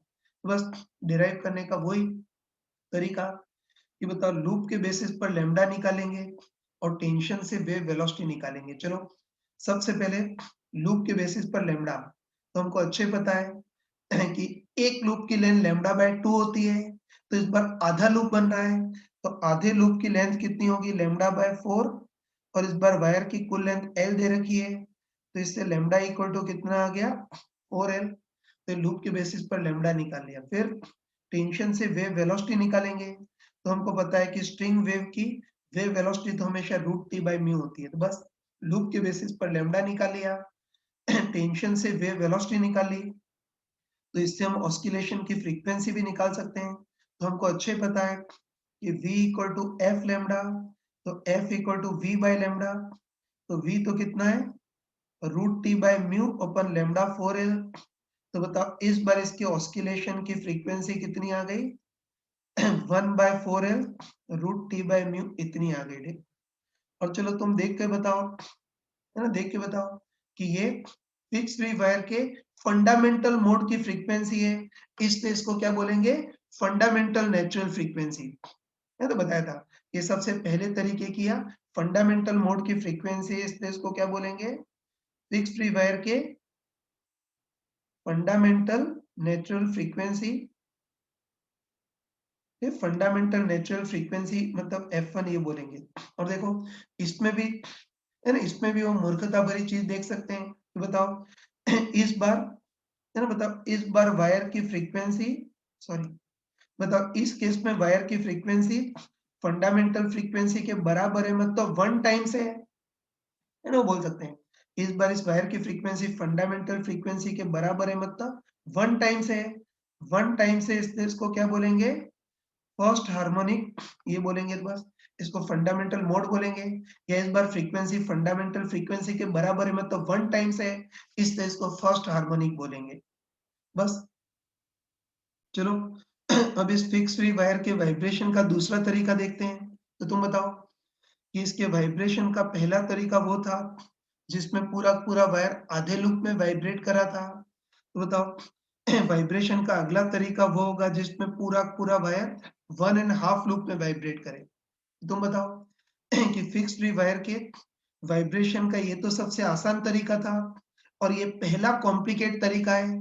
तो पहला कॉम्प्लिकेट तरीका है, इसलिए इसको क्या बोलेंगे फर्स्ट ओवरटोन, है ना, बताया था मैंने। तो फिक्स फ्री वायर के वाइब्रेशन का ये पहला कॉम्प्लिकेट तरीका है, इसलिए इसको फर्स्ट ओवरटोन बोलेंगे। पहला मतलब फर्स्ट, कॉम्प्लिकेट मतलब ओवर, और तरीका मतलब टोन, तो इसको फर्स्ट ओवरटोन बोलेंगे। चलो अब हम देखते हैं कि वायर प्योरली इस तरीके से वाइब्रेट करे, मतलब 1.5 लूप में वाइब्रेट करे तो इसकी फ्रीक्वेंसी कितनी होगी वो देखना है। तो देखो वैसे तो इस जादुई फॉर्मूले से इसकी फ्रीक्वेंसी डायरेक्ट निकाल सकते हैं। हमको पता है कि वायर n लूप में वाइब्रेट करे तो इसकी frequency n/2L root T by mu. तो इस बार वायर 1.5 लूप में वाइब्रेट करा है, तो n की वैल्यू 1.5 रख देंगे, तो इस बार इसकी frequency 1.5/2L root T by mu, मतलब 3/4L root T by mu direct निकाल सकते हैं। लेकिन चलो इसको भी एक बार मूर्खों टाइप से डिराइव कर लेते हैं। तो डिराइव करने का वही तरीका कि लूप के बेसिस पर लैम्डा निकाल लेंगे और टेंशन से वेव वेलोसिटी। बस पहले लूप के बेसिस पर लैम्डा निकालते हैं। तो बताओ इस बार वायर 1.5 लूप में वाइब्रेट कर रहा है ना, तो बताओ जो कंप्लीट लूप है इसकी लेंथ लैम्डा बाय 2, और ये जो आधा लूप है उसकी लेंथ लैम्डा बाय 4। तो बताओ टोटल लेंथ कितनी हो जाएगी lambda by 2 plus lambda by 4, मतलब 3 लैम्डा बाय 4, और टोटल लेंथ एल दे रखी है। तो इससे सॉल्व करोगे तो लैम्डा 4L बाय 3 आएगा। बताओ लूप के बेसिस पर लैम्डा निकाल लिया, और टेंशन से वेव वेलोसिटी, तो वेव वेलोसिटी तो हमेशा रूट टी बाय म्यू होती है। बस लूप के बेसिस पर लैम्डा और टेंशन से वेव वेलोसिटी निकाली, तो इससे फ्रीक्वेंसी भी निकाल सकते हैं। बताओ वही v equal to F lambda, तो f equal to v by lambda, तो v तो root T by mu open lambda 4L by 3। इसको सॉल्व करोगे तो इस बार वायर की frequency 3/4L root T by mu आ गई। अब बस तुम आराम से बताओ कि इस फिक्स फ्री वायर की फंडामेंटल नेचुरल फ्रीक्वेंसी तो 1/4L root T by mu थी, और इस बार वायर की frequency 3/4L root T by mu है। मतलब इस बार वायर की फ्रीक्वेंसी फंडामेंटल फ्रीक्वेंसी की 3 टाइम्स है, और वायर की फ्रीक्वेंसी फंडामेंटल फ्रीक्वेंसी की 3 टाइम्स है, इसलिए इसको क्या बोलेंगे? थर्ड हार्मोनिक बोलेंगे। बस तुम देखते ही बताओ, या तुम देखते ही बताओ कि फिक्स फ्री वायर में फर्स्ट हार्मोनिक के बाद डायरेक्टली थर्ड हार्मोनिक आ गया। तो इससे हम क्लियरली बोल सकते हैं कि फिक्स फ्री वायर में फर्स्ट और थर्ड मतलब केवल ऑड हार्मोनिक ही होंगे, बाकी इवन हार्मोनिक मिसिंग होंगे। तो ये मेजर डिफरेंस है ना? तो हमने पढ़ा था ना, तो हमको पता है कि जो फिक्स फिक्स वायर होता है उसमें तो इवन और सारे हार्मोनिक होते हैं, लेकिन जो फिक्स फ्री वायर होता है उसमें केवल ऑड हार्मोनिक ही होते हैं, इवन हार्मोनिक मिसिंग होते हैं, मतलब गायब होते हैं। ठीक, चलो अब इसके वाइब्रेशन का तीसरा तरीका देख लेते हैं। अब तो आराम से कर सकते हैं। तो बताओ, इसके वाइब्रेशन का और अगला तरीका वो होगा जिसमें पूरा पूरा वायर 2.5 लूप पे वाइब्रेट करे, है ना? तो ये क्या, आधा लूप, 1.5 लूप। तो इसके वाइब्रेशन का अगला तरीका वो होगा जिसमें पूरा पूरा वायर 2.5 लूप में वाइब्रेट करे। तो बस तुम बताओ कि फिक्स फ्री वायर के वाइब्रेशन का ये सबसे आसान तरीका था, ये पहला कॉम्प्लिकेट तरीका, और ये दूसरा कॉम्प्लिकेट तरीका है। तो बस ये इसके वाइब्रेशन का दूसरा कॉम्प्लिकेट तरीका है, इसलिए इसको म्यूजिशियन की लैंग्वेज में क्या बोलेंगे? Second overtone. चलो अब देखते हैं कि वायर प्योरली इस तरीके से मतलब 2.5 लूप में वाइब्रेट करे तो इसकी फ्रीक्वेंसी कितनी होगी वो देखना है ना? तो बस उसके लिए सॉरी 2.5 लूप में वाइब्रेट करें तो अब इसकी फ्रीक्वेंसी कितनी होगी वो देखना है। तो इसको भी हम मूर्खों टाइप से डिराइव कर सकते हैं, लेकिन बेवकूफ करते करते पक गए। अब इसमें तो अपने जादुई फॉर्मूले का यूज करते हैं। ये तो मैंने तुमको चमका कर बताया था कि कोई भी वायर एन लूप में वाइब्रेट करे तो उसकी frequency n by 12 root T by mu होती है। इस बार वायर ढाई लूप में वाइब्रेट कर रहा है, तो n का काम कौन करेगा? ढाई मतलब 2.5, है ना? तो बस पक्का बोल सकते हैं कि एन लूप में वाइब्रेट करे तो इसकी frequency n by 12 root T by mu. इस बार ढाई लूप में वाइब्रेट कर रहा है, तो इस बार इसकी फ्रीक्वेंसी ढाई by 12 root T by mu, है ना? इसको सॉल्व करोगे तो 5 by 4 L root T by mu आएगा। तो बताओ, इसकी fundamental frequency 1 by 4 L root T by mu, और इस बार इसकी frequency 5 by 4 L root T by mu है। तो इस बार वायर की फ्रीक्वेंसी फंडामेंटल फ्रीक्वेंसी की 5 टाइम्स है, इसलिए इसको क्या बोलेंगे? Fifth harmonic. बस इस टाइप से पक्का बोल, है ना? इस टाइप से हम पक्का बोल सकते हैं कि जो फिक्स फिक्स वायर है वो, है ना? ये जो फिक्स फिक्स वायर है वो आधे लूप में वाइब्रेट कर सकता है, 1.5 लूप में वाइब्रेट कर सकता है, 2.5, 3.5, 4.5, 5.5, इस तरह से इसके भी वाइब्रेशन के बहुत सारे तरीके होंगे, मतलब इनफाइनाइट तरीके होंगे। और उसकी कॉरेस्पॉन्डिंग इसकी भी इनफाइनाइट नेचुरल फ्रीक्वेंसी होंगी। बस इसकी भी सारी नेचुरल फ्रीक्वेंसी की हम सीरीज लिख सकते हैं ना, है ना? तो इसके भी वाइब्रेशन के बहुत सारे मतलब इनफाइनाइट तरीके होंगे, तो उसके कॉरेस्पॉन्डिंग बहुत सारी नेचुरल फ्रीक्वेंसी होंगी। तो इस फिक्स फ्री वायर के भी सारी नेचुरल फ्रीक्वेंसी लिख सकते हैं। तो बस हम लिख सकते हैं कि फिक्स फ्री वायर एक सॉरी आधे लूप में वाइब्रेट करे तो frequency 1 by 4 L root T by mu, डेढ़ लूप में वाइब्रेट करे तो 3 by 4 L root T by mu. तो इस तरह से इसकी भी बहुत सारी नेचुरल फ्रीक्वेंसी होंगी। Fundamental natural frequency 1 by 4 L root T by mu, अगली 3 by 4 L root T by mu, अगली फ्रीक्वेंसी 5 टाइम्स होगी मतलब 5 by 4 L root T by mu, अगली 7 टाइम्स मतलब 7 by 4 L root T by mu, या general natural frequency odd number मतलब 2n minus 1 by 4 L root T by mu. तो इस तरह से इसकी भी बहुत सारी नेचुरल फ्रीक्वेंसी होंगी। चलो इसको शॉर्ट फॉर्म में लिखते हैं। तो चलो ऐसा करते हैं कि फंडामेंटल नेचुरल फ्रीक्वेंसी को शॉर्ट फॉर्म में F1 बोल लेते हैं। तो अगली नेचुरल फ्रीक्वेंसी 3 टाइम्स मतलब 3F1, अगली नेचुरल फ्रीक्वेंसी 5 टाइम्स मतलब 5F1, फिर 7F1, 9F1, ऐसे general natural frequency odd number into F1 मतलब 2n माइनस 1 इंटू F1, है ना? तो ये देख लिया, बस इससे साफ साफ बोल सकते हैं। बताओ, ये जो फिक्स फ्री वायर है उसमें फर्स्ट हार्मोनिक, फिर थर्ड हार्मोनिक, फिर फिफ्थ हार्मोनिक, सेवन हार्मोनिक, इस टाइप से इसमें केवल ऑड हार्मोनिक ही होंगे, इवन हार्मोनिक मिसिंग होंगे। तो ध्यान रखना, कंपैरेटिवली याद रखना कि फिक्स फिक्स वायर में इवन और सारे हार्मोनिक होते हैं, लेकिन फिक्स फ्री वायर में केवल ऑड हार्मोनिक ही होते हैं, इवन हार्मोनिक एब्सेंट होते हैं। ठीक? तो बस इसमें भी अगर तुमको कोई भी फ्रीक्वेंसी, है ना, फिक्स फ्री वायर की भी कोई भी नेचुरल फ्रीक्वेंसी पूछे तो बता सकते हो। ये चलो मैं तुमको पूछ रहा हूँ, सबसे पहले पूछा है कि फिक्स फ्री वायर की 9th हार्मोनिक की नेचुरल फ्रीक्वेंसी कितनी होगी वो देखना है। चलो सोच के बताओ कितनी होगी? चलो कर लिया होगा, है ना? तो कर सकते हैं ना? इस फिक्स फ्री वायर की 9th हार्मोनिक की नेचुरल फ्रीक्वेंसी पूछी है बस। हार्मोनिक शब्द सुनते हम, है ना? हार्मोनिक में कोई प्रॉब्लम नहीं है ना? तो हार्मोनिक शब्द सुनते ही खुश हो जाना। तो ध्यान रखना कि 9th हार्मोनिक की नेचुरल फ्रीक्वेंसी पूछी है, मतलब इस बार जो फ्रीक्वेंसी होगी वो फंडामेंटल फ्रीक्वेंसी की 9 टाइम्स होगी। पता है ना? तो ये 9th हार्मोनिक है, मतलब इसकी फ्रीक्वेंसी फंडामेंटल फ्रीक्वेंसी की 9 टाइम्स होगी। तो बताओ फंडामेंटल फ्रीक्वेंसी F1, तो इसकी नेचुरल फ्रीक्वेंसी 9 F1, या डिटेल में लिखें तो 9/4L root T by mu. ऐसे ही कोई 11th हार्मोनिक की नेचुरल फ्रीक्वेंसी पूछे तो बस इसकी फ्रीक्वेंसी फंडामेंटल फ्रीक्वेंसी की 11 टाइम्स होगी, तो 11/4L root T by mu ये कर सकते हैं। चलो अगला पूछा है कि फिक्स फ्री वायर इसके थर्ड ओवरटोन की नेचुरल फ्रीक्वेंसी। तो ध्यान रखना कि हार्मोनिक तो सिंपल है लेकिन ओवरटोन खतरनाक है। तो अगर इसके थर्ड ओवरटोन की फ्रीक्वेंसी पूछी है ना, तो ध्यान रखना कि ओवरटोन खतरनाक है, उसपे हमको गिनना पड़ेगा बस। उसके लिए फिक्स फ्री वायर की सारी नेचुरल फ्रीक्वेंसी की सीरीज लिख देंगे और बस छोटे बच्चों टाइप से काउंट करेंगे कि बताओ ये वाइब्रेशन का सबसे आसान तरीका होगा, ये पहला कॉम्प्लिकेट तरीका होगा, ये दूसरा कॉम्प्लिकेट तरीका होगा और ये तीसरा कॉम्प्लिकेट तरीका होगा।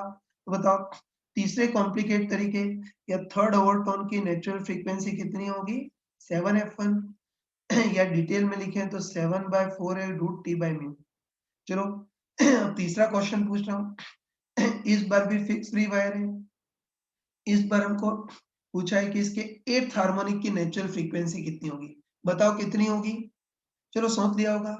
देखो नॉर्मली तो मूर्ख लोग क्या करते हैं कि फिक्स फ्री वायर के 8th हार्मोनिक की नेचुरल फ्रीक्वेंसी निकालनी है ना, बस मूर्ख लोग ये करते हैं कि 8th harmonic sorry 8th harmonic है, मतलब इसकी फ्रीक्वेंसी फंडामेंटल फ्रीक्वेंसी की 8 टाइम्स होगी, मतलब 8F1, या डिटेल में 8/4L root T by mu ऐसा लिख करके सत्यानाश कर देते हैं, ठीक है? तो ये गलत है। मैंने अभी तुमको चमका कर बताया था, है ना? अभी चमका कर बताया था कि फिक्स फ्री वायर में केवल ऑड हार्मोनिक होते हैं, इवन हार्मोनिक मिसिंग होते हैं। तो 8th हार्मोनिक है, इवन इवन हार्मोनिक तो होगा ही नहीं। तो ध्यान रखना कि फिक्स फ्री वायर में केवल ऑड हार्मोनिक होते हैं, इवन हार्मोनिक एब्सेंट होते हैं ना, तो इस बार 8th हार्मोनिक होगा ही नहीं, है ना? 8th हार्मोनिक इसमें एग्जिस्ट ही नहीं करेगा। फिर देखो इसमें वही प्रैक्टिकल चीज है कि कोई फिक्स फ्री वायर है तो आधे लूप में वाइब्रेट कर सकता है, 1.5 2.5 इस तरह से करने को तो कितने भी लूप में वाइब्रेट कर सकता है, लेकिन किसी भी गिवन सिचुएशन में ये एक्चुअली कितने लूप में वाइब्रेट करेगा ये पूछा है था। मैंने बताया था कि करने को तो कितने भी लूप में वाइब्रेट कर सकता है, लेकिन किसी भी गिवन सिचुएशन में ये एक्चुअली कितने लूप में वाइब्रेट करेगा वो किस पे डिपेंड करेगा? इसको वाइब्रेट कराने वाले सोर्स पे डिपेंड करेगा, मतलब ट्यूनिंग फॉर्क पे डिपेंड करेगा। तो ध्यान रखना कि अगर ट्यूनिंग फॉर्क की frequency 1/4L root T by mu के बराबर हो गई, तो ट्यूनिंग फॉर्क इसके फर्स्ट हार्मोनिक के साथ रेजोनेंस पे होगा, तो फर्स्ट हार्मोनिक एक्टिवेट हो जाएगा, मतलब वायर प्योरली फर्स्ट हार्मोनिक पे मतलब आधे लूप में वाइब्रेट करेगा। वैसे ही ट्यूनिंग फॉर्क की फ्रीक्वेंसी अगर 3/4L root T by mu के बराबर हो गई, तो अब ट्यूनिंग फॉर्क इसके थर्ड हार्मोनिक के साथ रेजोनेंस में होगा, तो थर्ड हार्मोनिक एक्टिवेट हो जाएगा, मतलब वायर प्योरली थर्ड हार्मोनिक में ऑस्किलेट करेगा। और अगर ट्यूनिंग फॉर्क की frequency 5/4L root T by mu के बराबर हो गई, तो फिफ्थ हार्मोनिक एक्टिवेट हो जाएगा, तो अब वायर प्योरली फिफ्थ हार्मोनिक में मतलब ढाई लूप में वाइब्रेट करेगा। हाँ बच्चों, अभी हमने फिक्स वायर और फिक्स फ्री वायर के वाइब्रेशन के सारे मोड देख लिए, नेचुरल फ्रीक्वेंसी देख ली, और सबसे इंपॉर्टेंट चीज उनका नेमिंग भी देख लिया, ठीक है? अब देखो इस पे बेस्ड बहुत ज्यादा क्वेश्चन पूछे जाते हैं, इसलिए फिक्स वायर और फिक्स फ्री वायर के नेचुरल फ्रीक्वेंसीज हमको याद रखनी है, ठीक है? ठीक है, तो देखो आगे इतनी सारी चीजें ध्यान में रखने की जरूरत नहीं है। तो जैसे फिक्स वायर, बस फिक्स वायर में भी हमको बस दो ही चीजें ध्यान रखनी है। एक तो फिक्स वायर की नेचुरल फंडामेंटल नेचुरल फ्रीक्वेंसी, ठीक है? तो ध्यान रखना कि कभी भी ध्यान रखना कभी फिक्स वायर की फंडामेंटल नेचुरल फ्रीक्वेंसी पूछे तो दिमाग में चित्र आना चाहिए, तो तुरंत चित्र आ जाएगा कि फिक्स वायर के फंडामेंटल मोड में एक लूप बनता है, इससे इसकी फंडामेंटल फ्रीक्वेंसी 1/2L√T/μ होगी। और दूसरा है ध्यान रखना कि फिक्स वायर में इवन ऑड सारे हार्मोनिक होते हैं। तो ध्यान रखना कि आगे कभी फिक्स वायर का क्वेश्चन आ जाए तो बस तुरंत दिमाग में फोटो आना चाहिए। इसके फंडामेंटल मोड में एक लूप बनता है, इसलिए इसकी फंडामेंटल नेचुरल फ्रीक्वेंसी 1/2L√T/μ होगी। और उसमें इवन और सारे हार्मोनिक होते हैं, तो अगली फ्रीक्वेंसी 2 टाइम्स, अगली 3 टाइम्स, अगली 4 टाइम्स। और ऐसे ही कभी भी फिक्स फ्री वायर हो तो उसमें भी तुरंत चित्र आ जाना चाहिए कि फिक्स फ्री वायर के फंडामेंटल मोड में आधा लूप बनता है, इसलिए इसकी फंडामेंटल फ्रीक्वेंसी आधा बाय 2L√T/μ मतलब 1/4L√T/μ। और दूसरा है ध्यान रखना कि फिक्स फ्री वायर में केवल ऑड हार्मोनिक ही होते हैं। तो बताओ फंडामेंटल फ्रीक्वेंसी इतनी है तो अगली फ्रीक्वेंसी इसकी 3 टाइम्स, अगली 5 टाइम्स और अगली 7 टाइम्स, है ना। तो ये दोनों ध्यान रखना है कि फिक्स वायर की फंडामेंटल फ्रीक्वेंसी 1/2L√T/μ और उसमें इवन और सारे हार्मोनिक। और फिक्स फ्री वायर की फंडामेंटल फ्रीक्वेंसी 1/4L√T/μ और उसमें केवल ऑड हार्मोनिक की होते हैं, दैट्स ऑल। अब देखो, अब इस पे बेस्ड क्वेश्चन कर सकते हैं। एक क्वेश्चन मैं करूंगा, अगला क्वेश्चन तुमको दूंगा, ध्यान से देखना है ना। तो इस बार हमको दे रखा है कि कोई वायर है, हमको दे रखा है कोई यूनिफॉर्म वायर है, लेकिन ये फिक्स है या फिक्स फ्री है वो हमको नहीं दे रखा है। यानी इसकी लेंथ 1 मीटर दे रखी है, इसका मास 10 ग्राम मतलब 0.01 केजी है ना। फिक्स है या फिक्स फ्री है वो हमको नहीं दे रखा है, लेकिन इसकी कुछ कॉन्सिक्यूटिव नेचुरल फ्रीक्वेंसी दे रखी है। ये फंडामेंटल से स्टार्ट होना जरूरी नहीं है, लेकिन इसकी कुछ कॉन्सिक्यूटिव नेचुरल फ्रीक्वेंसी दे रखी है। जैसे एक नेचुरल फ्रीक्वेंसी 315 हर्ट्ज, जस्ट अगली नेचुरल फ्रीक्वेंसी 420 और जस्ट अगली नेचुरल फ्रीक्वेंसी 525 हर्ट्ज। ऐसे इसकी कुछ नेचुरल फ्रीक्वेंसी दे रखी है। बस सबसे पहले हमको देखना है कि इसकी फंडामेंटल नेचुरल फ्रीक्वेंसी कितनी होगी वो देखना है। फिर हमको देखना है कि ये वायर फिक्स होगा या फिक्स फ्री होगा वो डिसाइड करना है। और सबसे लास्ट में पूछा है कि इस वायर में टेंशन कितनी होगी वो देखना है ना। अभी तक तो लड्डू के टाइप से परोस करके स्टेप बाय स्टेप पूछ रहा हूँ, लेकिन अपने जो मेन एग्जाम में क्वेश्चन आएगा उसमें हमको डायरेक्ट टेंशन ही पूछेगा। स्टार्ट करते हैं। ये तो हमको दे रखा है कोई यूनिफॉर्म वायर है, उसका मास, सॉरी उसकी लेंथ 1 मीटर, मास 0.01 केजी। तो इस इससे हम इसकी लीनियर मास डेंसिटी निकाल सकते हैं। तो लीनियर मास डेंसिटी होगी वायर का मास अपन वायर की लेंथ। तो वायर का मास तो 0.01 केजी अपन लेंथ 1, तो इसका म्यू हो जाएगा 0.01 किलोग्राम पर मीटर। अब देखो ये वायर फिक्स है या फिक्स फ्री है वो हमको नहीं दे रखा है, लेकिन इसकी कुछ कॉन्सिक्यूटिव नेचुरल फ्रीक्वेंसी दे रखी है जो फंडामेंटल से स्टार्ट होना जरूरी नहीं है। जैसे एक नेचुरल फ्रीक्वेंसी 315 हर्ट्ज, जस्ट अगली 420 और जस्ट अगली 525 हर्ट्ज ये दे रखी है।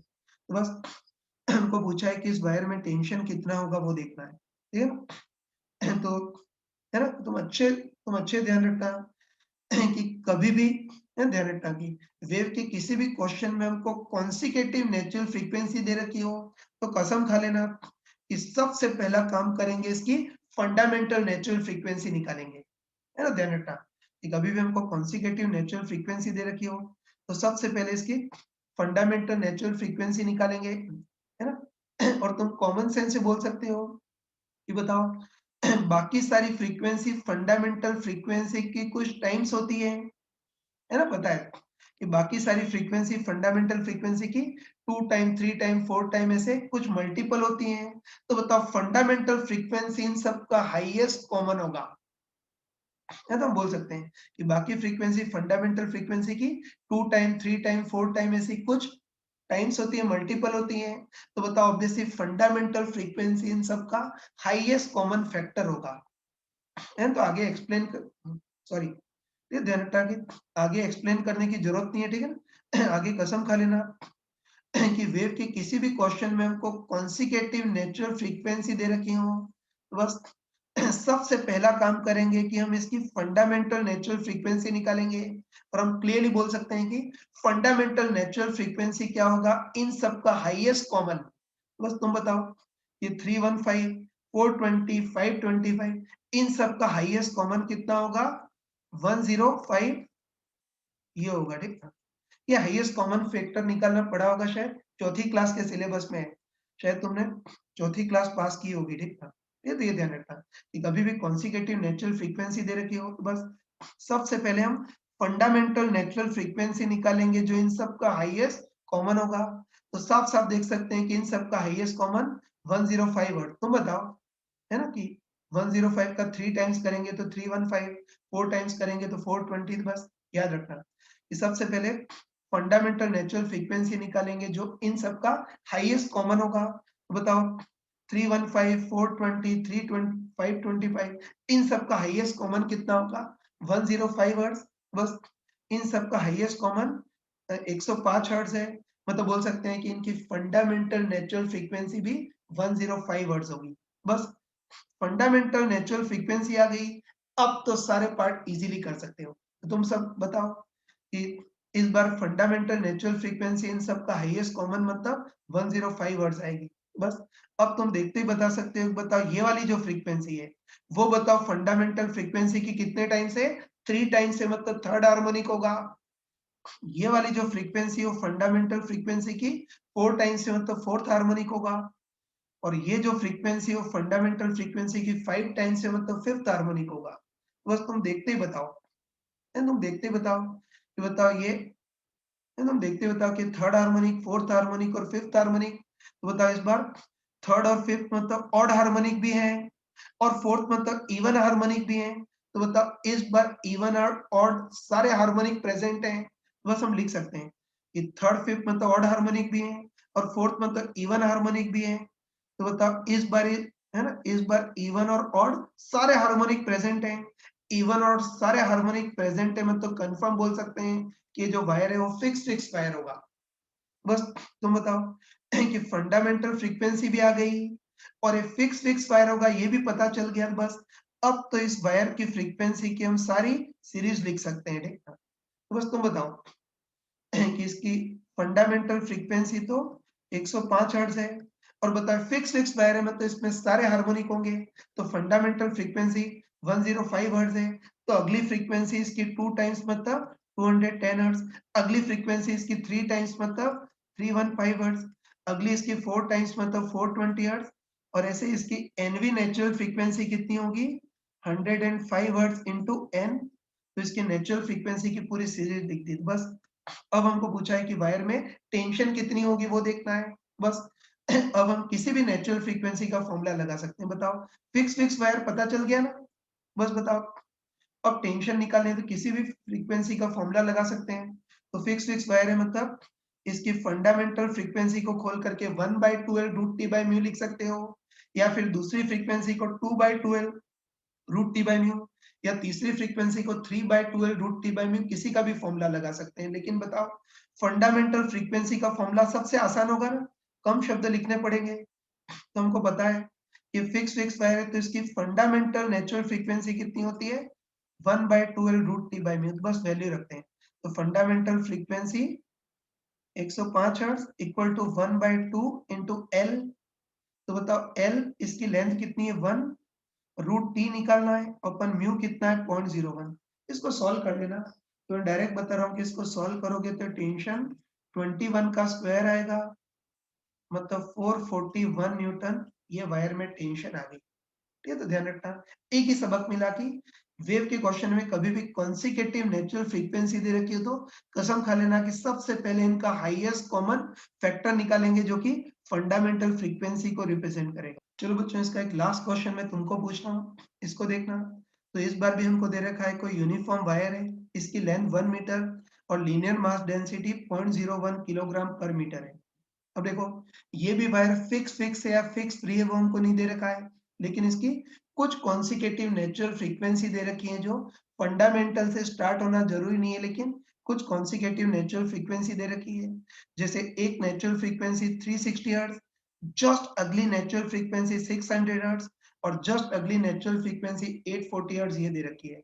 बस अब कोई लड्डू के टाइप से परोस करके नहीं पूछ रहा हूँ, बस एक कुछ कॉन्सिक्यूटिव नेचुरल फ्रीक्वेंसी दे रखी है। तो इसके बेसिस पर हमको देखना है कि इस वायर में टेंशन कितनी होगी वो देखना है। करके बताओ। 3 मिनट के लिए वीडियो को पॉज कर देना, खुद ट्राई करो। चलो मैं एक्सपेक्ट करता हूँ कि तुम में जो भी सिंसियर उसने इसको कर लिया होगा, देख लेना। ठीक है, तो हमको दे रखा है कोई वायर है, इसकी लेंथ 1 मीटर और लीनियर मास डेंसिटी 0.01 किलोग्राम पर मीटर है ना। अब ये फिक्स है, फिक्स प्री है वो नहीं दे रखा, लेकिन इसकी कुछ कॉन्सेक्यूटिव नेचुरल फ्रीक्वेंसी दे रखी है। जैसे एक 360 हर्ट्ज, जस्ट अगली 600 और जस्ट अगली 840 पे कॉन्सेक्यूटिव नेचुरल फ्रीक्वेंसी दे रखी है। टेंशन पूछा है, ये तो हमने बिल्कुल कसम खा रखी है, हमको अच्छे पता है कि कभी भी हमको अच्छे पता है कि कभी भी कॉन्सेक्यूटिव नेचुरल फ्रीक्वेंसी दे रखी हो तो सबसे पहला काम करेंगे इसकी फंडामेंटल नेचुरल फ्रीक्वेंसी निकालेंगे जो इन सबका हाईएस्ट कॉमन होगा। तो बताओ 360 है, ये 600 है और 840 है, बताओ इसका हाईएस्ट कॉमन कितना आएगा? 120 हर्ट्ज, है ना। 12 का शायद टेबल आती होगी, 12 3 जा 36, 12 5 जा 60 और 12 7 जा 840, बस देख सकते हैं ये 360 600 840 इन सब का हाईएस्ट कॉमन कितना होगा? 120। तो बताओ इन सब का हाईएस्ट कॉमन 120 है, मतलब इस वायर की फंडामेंटल नेचुरल फ्रीक्वेंसी भी, है ना, इस वायर की फंडामेंटल नेचुरल फ्रीक्वेंसी भी इन सब का हाईएस्ट कॉमन होगा, मतलब 120 हर्ट्ज होगा। बस फंडामेंटल नेचुरल फ्रीक्वेंसी आ गई, अब तो है ना, अब तो रास्ता बहुत आसान है। तुम बताओ कि फंडामेंटल नेचुरल फ्रीक्वेंसी 120 हर्ट्ज है, तो बताओ ये वाली जो फ्रीक्वेंसी है वो इसकी 3 टाइम्स से, मतलब थर्ड हार्मोनिक होगा। ये वाली जो फ्रीक्वेंसी है वो इसकी 5 टाइम्स से, मतलब फिफ्थ हार्मोनिक। और ये वाली जो फ्रीक्वेंसी है इसका 7 टाइम्स होगा, मतलब सेवंथ हार्मोनिक। बस शक्ल देखते ही बताओ, है ना, शक्ल देखते ही बताओ कि ये वाली फ्रीक्वेंसी 3 टाइम्स से, मतलब थर्ड हार्मोनिक। ये वाली फ्रीक्वेंसी फंडामेंटल की 5 टाइम्स से, मतलब फिफ्थ हार्मोनिक। और ये वाली फ्रीक्वेंसी फंडामेंटल फ्रीक्वेंसी की 7 टाइम्स से, मतलब सेवंथ हार्मोनिक। तो बताओ इस बार थर्ड हार्मोनिक, फिफ्थ हार्मोनिक और सेवंथ हार्मोनिक है, मतलब इस बार ओनली ऑड हार्मोनिक की प्रेजेंट है, इवन हार्मोनिक मिसिंग है, दिख रहा है ना। ये थर्ड हार्मोनिक, फिर थर्ड हार्मोनिक, उसके बाद डायरेक्टली फिफ्थ हार्मोनिक और फिर सेवंथ हार्मोनिक। तो इस बार के ऑड हार्मोनिक की प्रेजेंट है, इवन हार्मोनिक एब्सेंट है ना। तो बस के ऑड हार्मोनिक की प्रेजेंट है, मतलब कंफर्म है कि ये वायर कौन सा होगा? फिक्स फ्री वायर होगा। तो बस फंडामेंटल नेचुरल फ्रीक्वेंसी पता चल गई और ये वायर फिक्स फ्री है वो भी पता चल गया। बस अब इसकी सारी नेचुरल फ्रीक्वेंसी लिख सकते हैं। तो इसकी फंडामेंटल फ्रीक्वेंसी तो 120 हर्ट्ज और फिक्स फ्री वायर है, मतलब केवल ऑड हार्मोनिक होंगे। तो अगली फ्रीक्वेंसी इसकी 3 टाइम्स, मतलब 360 हर्ट्ज। अगली फ्रीक्वेंसी इसकी 5 टाइम्स, मतलब 600 हर्ट्ज। अगली 7 टाइम्स, मतलब 840 हर्ट्ज। और ऐसे generally 120 hertz into odd number, है ना।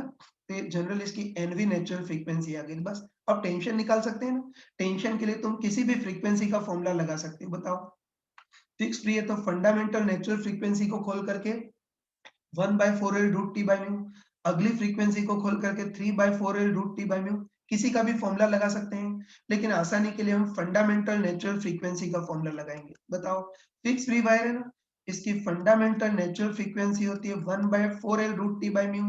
तो बताओ फंडामेंटल नेचुरल फ्रीक्वेंसी 120 है, equal to 1/4L1 root T निकालना है ऊपर म्यू 0.01। तो इसको सॉल्व करोगे तो इसमें टेंशन तुम्हारे पास आएगी 48 का स्क्वायर। ये इसको सॉल्व करोगे तो 2304 न्यूटन ये आ जाएगी। ये सारा पार्ट हमने कंप्लीट कर लिया। अब ये चैप्टर लगभग कंप्लीट है, कुछ क्वेश्चन मैं कल तुमसे करवाऊंगा, ठीक है।